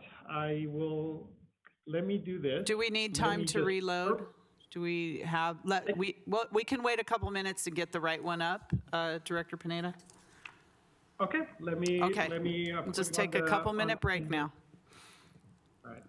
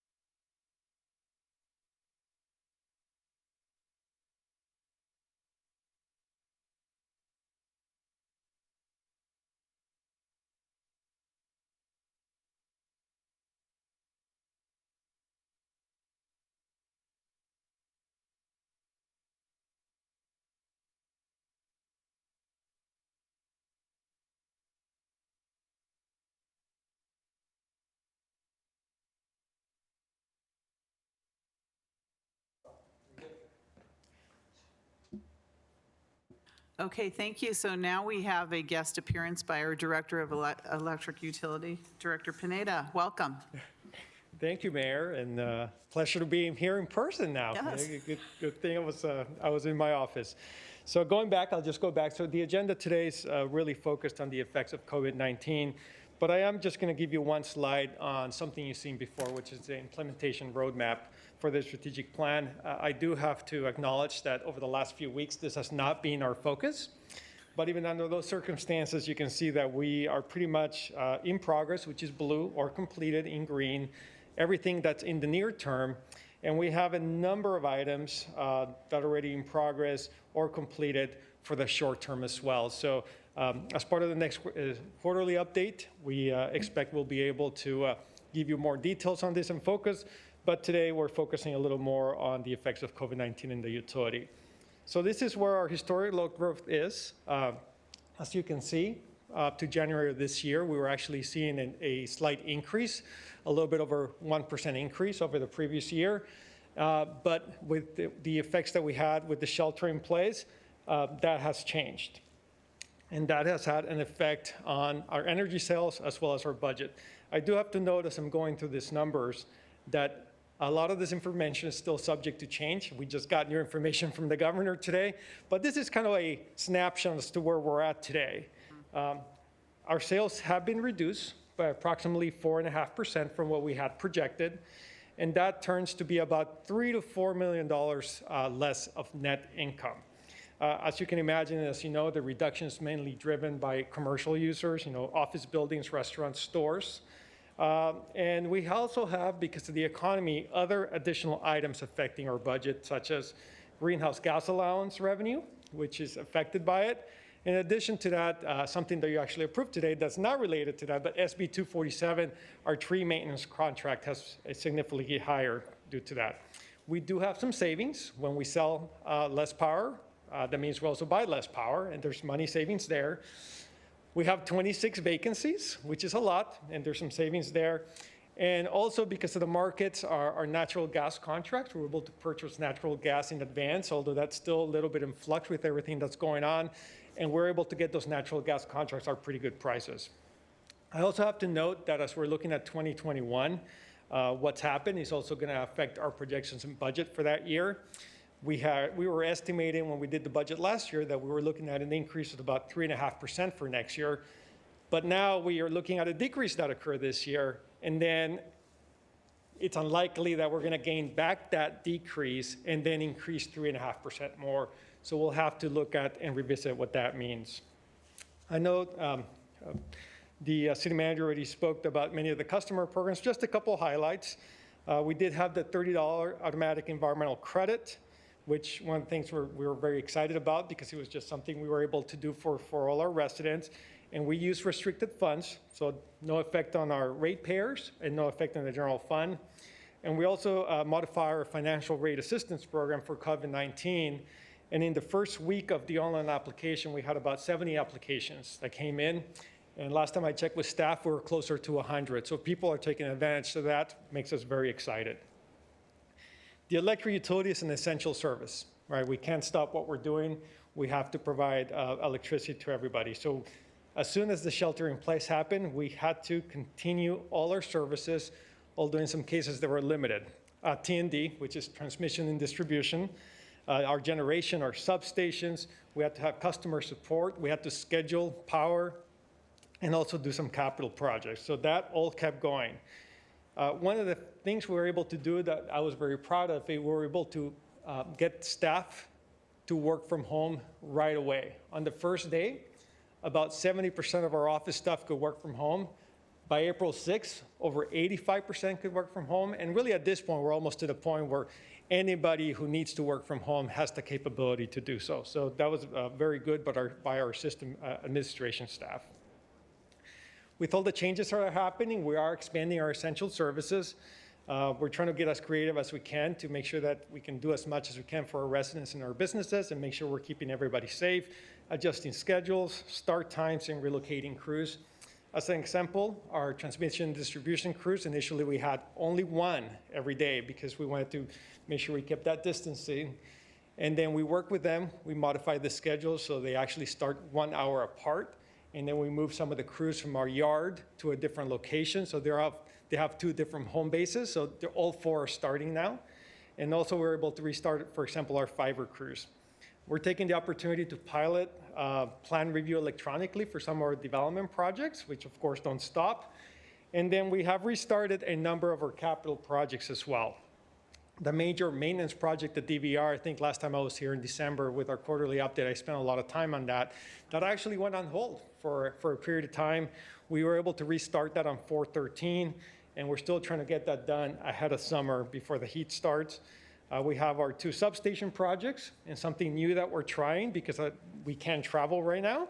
We're actually doing outsourcing our inspection to consultants for a switchgear and transformer. Where normally staff travels to the factories to look at the equipment, we're outsourcing that.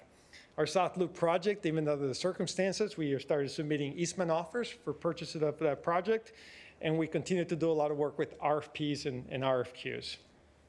Lastly, some other news. We had plans to introduce you to our new assistant director, Deanna, but haven't been able to do that. But we were very excited for her to start on February 24th. I just talking to her 2 weeks ago that this has to be the strangest start to a job ever. She had like 2 weeks in the office, and after that, everything happened. We're ready to move to 881 Martin. The picture you see there is actually the picture of the empty cubicles that's currently on hold. But whenever we can get back to whatever the new normal is, we have the capability to move the staff that's here to the different building. We just recently, last week, won a new safety award, which we're always very excited about. And I want to finish off just by highlighting an action the council took on April 7th, which was awarding the electric vehicle infrastructure project. Very excited about that because it allows us not just to provide charging sites for the public, but also start implementing our electric vehicle fleet in the way we want to implement them. And without going through all these numbers and locations, you've already seen most of this before, I think the key note is that we're installing 77 new level 2 EV chargers. One last note, something a little fun to finish with. One thing we're doing is we're using greenhouse gas reduction funds to purchase 4 new city electric vehicles. So that's moving forward right now. And what we're looking at doing is we're looking at doing wraps for those new vehicles to encourage EV use and reinforce the city's sustainability commitment. If you don't like any of this, that's okay. If you love them all, that's okay. These are not final. This is just an example of what we're thinking. And what we're looking at doing is actually having a contest to help us select the wrap or wraps that the community might like. And we're looking at putting that out in the next couple of months. So with that, recommending note and filing the quarterly strategic plan update. And of course, I'm available for any questions.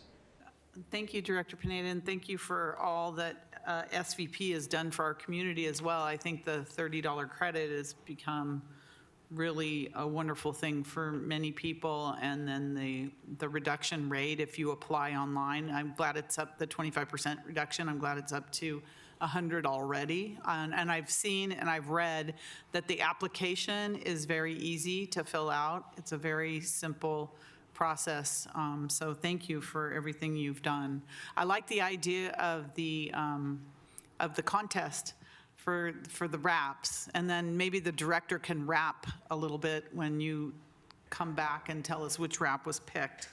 So I think that's great, and it'll give people something to do while they're home, at least, and even their kids, to look at what those vehicles, if they're driving around town. I think they would be pretty exceptional and fun to see. So, and educational as well. So we have council members, starting with Councilmember Davis and then Councilmember Watanabe. Your questions. Thank you, Mayor. Manuel Pineda, another excellent job. I guess that you're kind of all over the place and looking for your new home to open, but that's you'll get there soon. I wanted to let you know that you have gotten major kudos from everyone out here with that $30 credit, and I have to echo the sentiments from the mayor also. We hear a lot that we are doing stuff. We are getting things done. We are helping our community, and this is just one more thing that made everybody extremely happy. $30 doesn't seem like a lot, but for people out there right now, it's a lot of money. And the next thing I wanted to say was, after I saw your new space, and you said you can rearrange the 6 feet apart, that I think that's going to be a lot of fun with your reconfiguration, so good luck with that one. And the fact that we're going with these EV chargers all over Santa Clara, that is a big plus. People are always looking to charge their cars, and we're making this a little bit easier for them. And the other thing is, I have to echo the comments of the contest. I think this is a great idea. People are home right now, and I think that having them engage in what those vehicles are going to look like, it's their cars. They should be able to have the option of what a wrap looks like. And it kind of scares me that the mayor thinks that you know how to wrap. So I don't know what that's going to look like and how good you are at that, but I suggest that you get some help on that one if you're going to come back and wrap us. So I would like to make staff recommendation to note and file the report, but I know that this has been a long haul for you, and it's sad that we're in this situation right now and that we are losing money to our Silicon Valley Tower right now, but things are going to get better.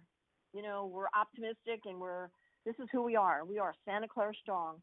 So thank you, Manuel, once again. Thank you, Councilmember. I do want to say that I'm glad I'm wearing a mask because when the mayor said I was going to have to rap, you would have seen a face of fear otherwise.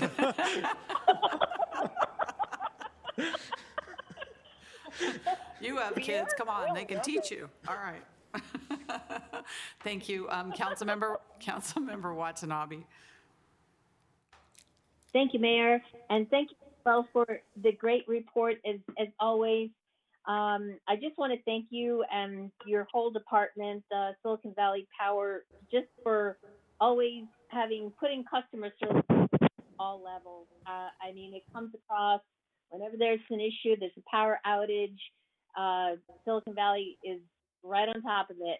Silicon Valley Power is right on top of it and addressing the concerns of the residents and working fast, to get the power back in place and making everybody happy again.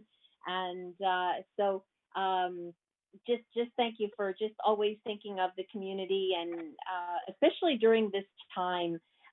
There's just, just to echo what, Councilmember Davis just said, $30 can make a big difference in buying groceries and for a family, in a week's time. And so thank you for just always putting the community first. And I would have to say that we have to be proud of our Silicon Valley Power, because I believe we are an example to so many others that either have an electric utility or want to have an electric utility. I got a random call today from PG&E talking about a rebate, and I was like, what the heck is this about? And I just hung up. I said, I don't need their rebate. I'm like, why are they calling me offering a rebate? But it was, anyway, we're just very fortunate. I just want to say congratulations on the award. Obviously, well deserved as always. And it's very exciting news about the additional EV chargers. We definitely have a lot of electric vehicles in Santa Clara, so they will definitely be used. And just to close regarding the rap contest, I think it's a great idea also. I know the VTA participates in a rap contest every I think it's every year with other cities, and how they wrap the buses at Christmas time. And the VTA has actually won. Councilmember O'Neill probably knows about it more than I do, but I just remember that happening, and I remember seeing the bus, and it was just so pretty, so I understood why they won. So I think it's a great idea, once again, thinking about community, getting them engaged. So congratulations, and just keep up the good work. I know you will, and just thank you for all that you do and your department. So that's all I have. Thank you, Councilmember Watanabe. Councilmember Chahal, followed by Vice Mayor Hardy.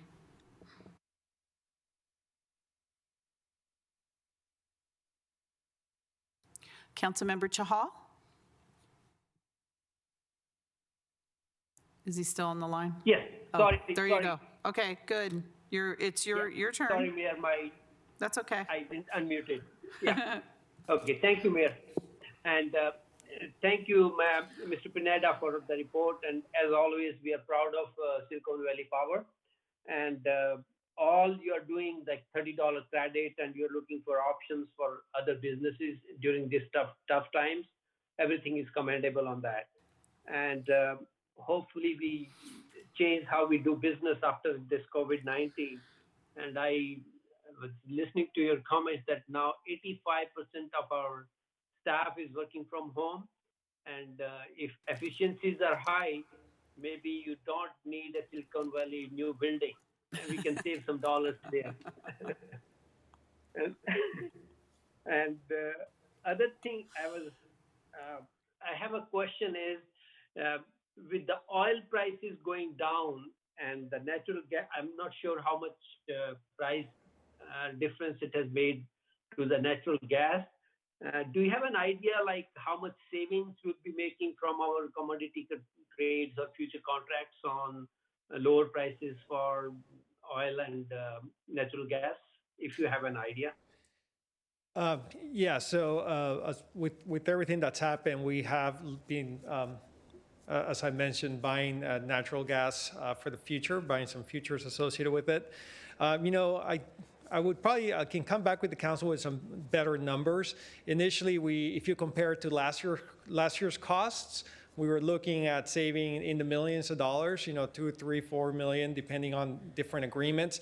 What's in flux right now is that all the prices continue to change. And while you take your best shot as to kind of when you go and purchase natural gas right now, if I compare it to last year's, the gas prices are definitely a lot better for us. But I can't tell you exactly where we're going to be in 6 months because of just the economic climate. But certainly I can provide a summary for the council in writing as to the type of savings we're seeing with the gas prices we're getting now based on what we were seeing last year, natural gas prices. Make sure we separate those two. Okay. I'm not sure how long contracts we sign. Basically, do we sign multi-year long contracts or we are limited to 1 or 2 year contracts? You have different options on how far you go. You can buy, or for different months out, you can buy multi-years. We actually have staff who continuously look at the markets to see what makes the most sense for our natural gas power plants. We have bought some multi-month deals for future natural gas prices. So it varies. It varies on where the pricing's at, what the availability is, and the level of risk you want to take. And it's something we do on a daily basis, always checking the markets. Okay, thank you. And once again, I appreciate all Silicon Valley, what they're doing in these tough times and maintaining all the utilities up and running. Thank you again. Thank you. Thank you, Vice Mayor Hardy. Well, I will say that our Silicon Valley Power is the envy of everyone. And you are making it possible for us to work at home because we do have reliable energy. And I mean that. That's very important. I did hear someone say that they're starting to feel like a teenager again because gas prices are down and they're grounded. But my thought was, with the rap competition, I liked what Mayor Gilmore said. Maybe if you want to contact the school, it's the kids that could maybe design a really good wrap for the vehicles and a wrap, R-A-P, to go with it to take the pressure off of you. Thank you again. Do we really want to take the pressure off of him? I'm not sure about that. But I like that suggestion, Vice Mayor Hardy, very much. Anyone else? All right. Mayor Gilmore?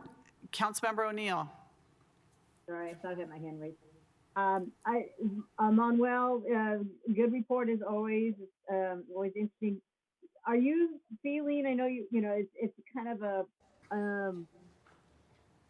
We don't know where we are in navigating through these seas quite yet, but are you seeing that all this COVID stuff is having any kind of distraction from what, as a community and as an industry and as the state and everything that we need to be doing in terms of, it's almost like everybody's forgotten about wildfires and some of the other issues that we have that do impact us locally and then impact, where some of our generation assets are. And I think even seeing, like, there was some questions earlier this week about the tree trimming contracts and how, some of those things have came into being and changed because of the state's realization about needing to have people, recruit people to go, to do a lot of the cleanup work in areas that would be susceptible to fires. But so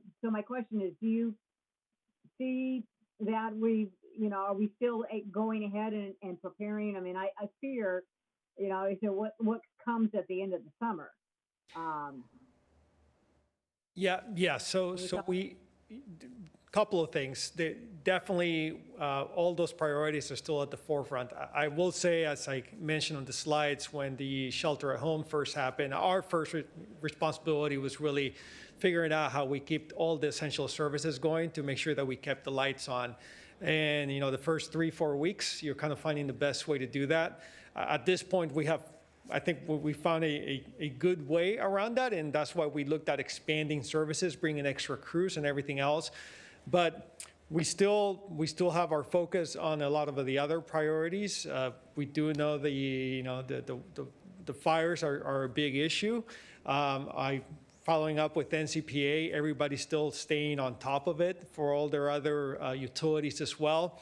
So I think there's a transition happening that once you figure out how you're going to deliver essential services under the circumstances, and you're forced into it, but you want to do it the best way possible, you don't forget about the rest of the work. And we are very focused on what happens next. I think even if you look at the contract that we did today for tree services, we're actually modified it from what we did in the past because we have done much more emergency work in the past.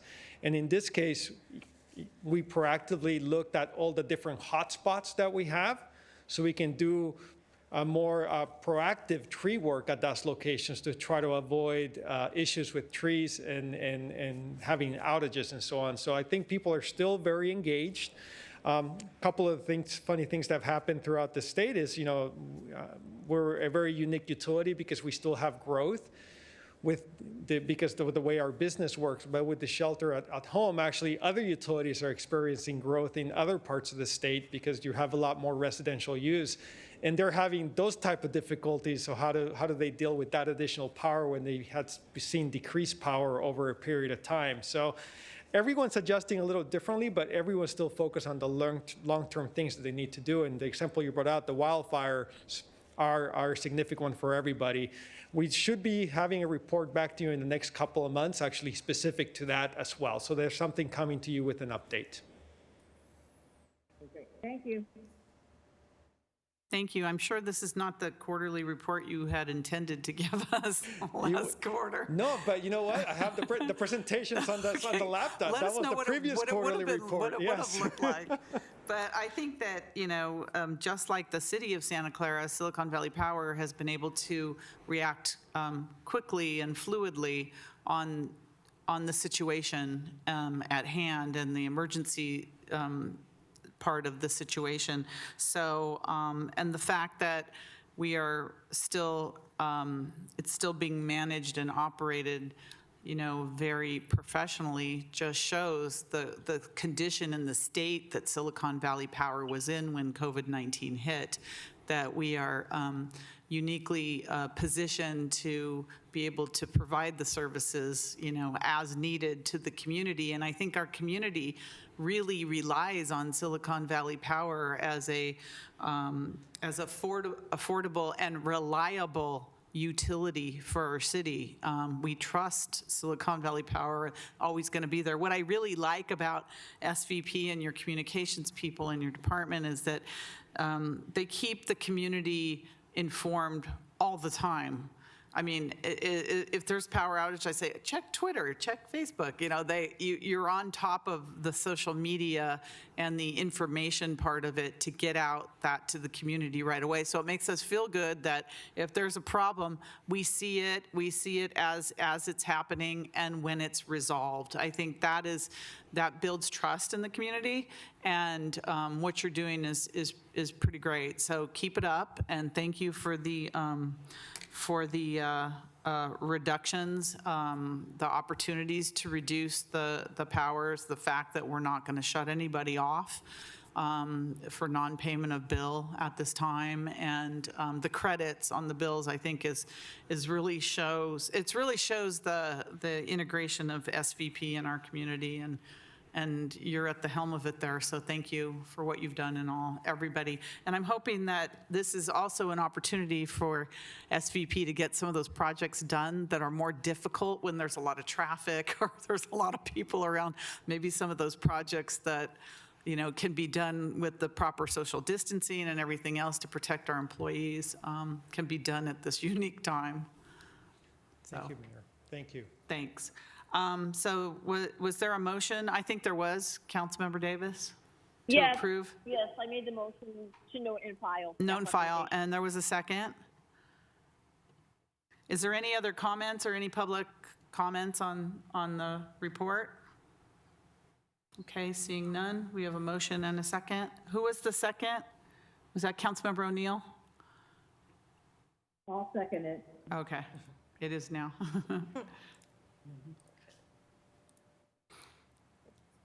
Vice Mayor Hardy? Yeah. Councilmember O'Neill? Yes. Councilmember Davis? Yes to Rapper Manetta.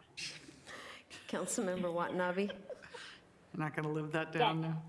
Councilmember Shahal? Yes.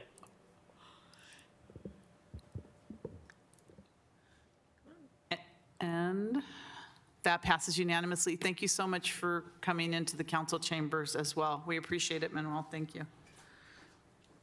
All right, next we have reports of members and special committees. I just have one report. I want to say that on behalf of the city, we'd like to send our warmest wishes to all the Muslims within our city and throughout Silicon Valley as they observe Ramadan, a holy month dedicated to healing, prayer, and worship. The Muslims are a part of the fabric of our Santa Clara community, and we recognize their generous contributions, rich cultural heritage, and diversity. And we appreciate how our Muslim community continues to focus on charitable work and helping those in need, making a difference in the lives of others. While we face this ongoing challenge of the global pandemic, our hearts go out to our friends and members of the Muslim community as they will be required to find new ways to come together during this holy holiday of Ramadan. However, nothing can prevent the many good deeds and time engaging with family and the community. So happy Ramadan on behalf of the city of Santa Clara. Is there other members that would like to speak?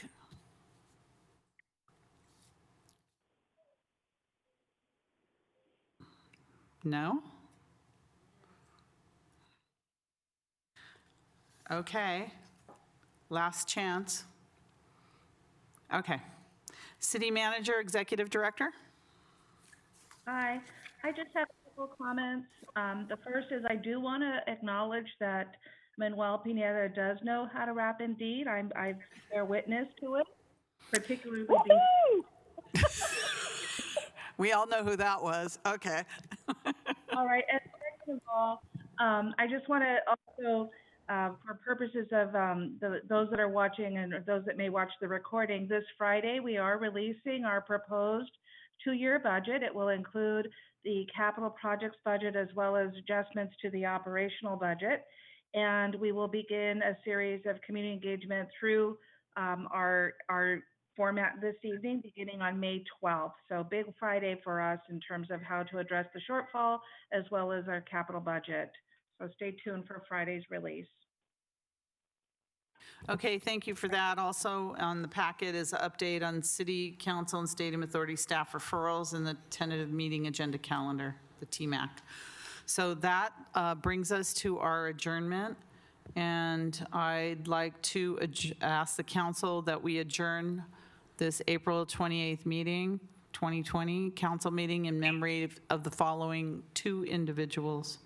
One is Michael Anthony Olenek, beloved teacher at Buxer Middle School. Michael Anthony Olenek was born and raised in Santa Clara by his parents, Fred and Virginia Olenek. He attended St. Lawrence the Martyr School and later graduated from Santa Clara University with a Bachelor of Arts in History and a teaching credential. He followed his calling and became a teacher in the Santa Clara Unified School District. Michael taught at Buxer Middle School in the same classroom for 30 years. He was a passionate educator who instilled in his students his own core values: honesty, courteousness, kindness, humor, and respect. Mr. O, as he was known by his students, loved his students, was constantly striving to advocate on their behalf, and always had his students' best interests at heart.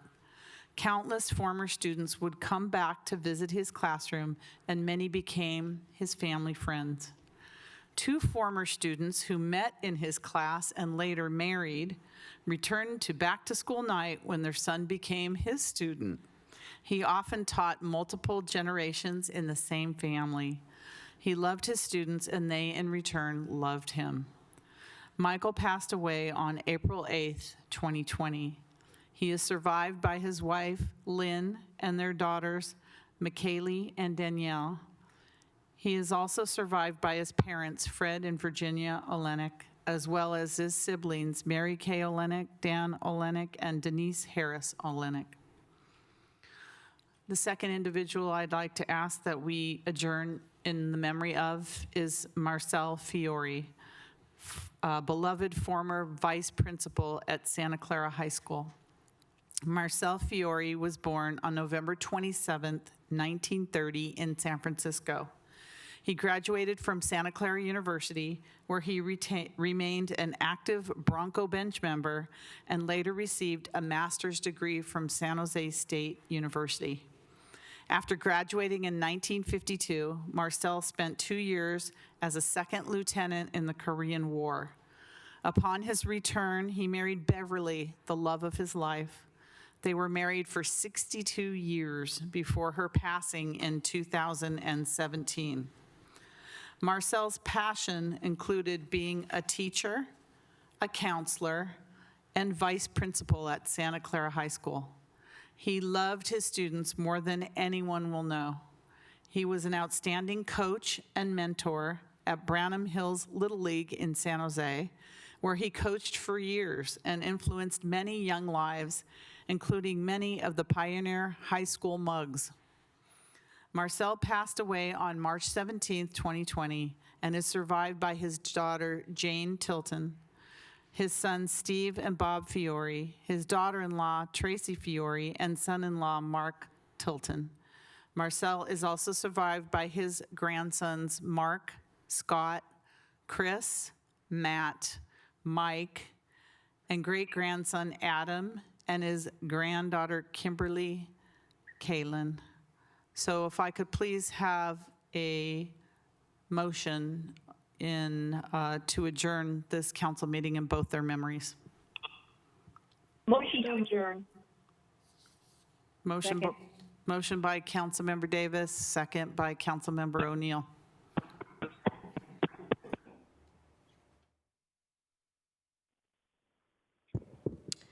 Vice Mayor Hardy. Yeah. Councilmember O'Neill. Yes. Councilmember Davis. Yes. Councilmember Watanabe. Yes. Councilmember Shahal. Yes. And that passes unanimously. Thank you, everybody. This meeting is adjourned.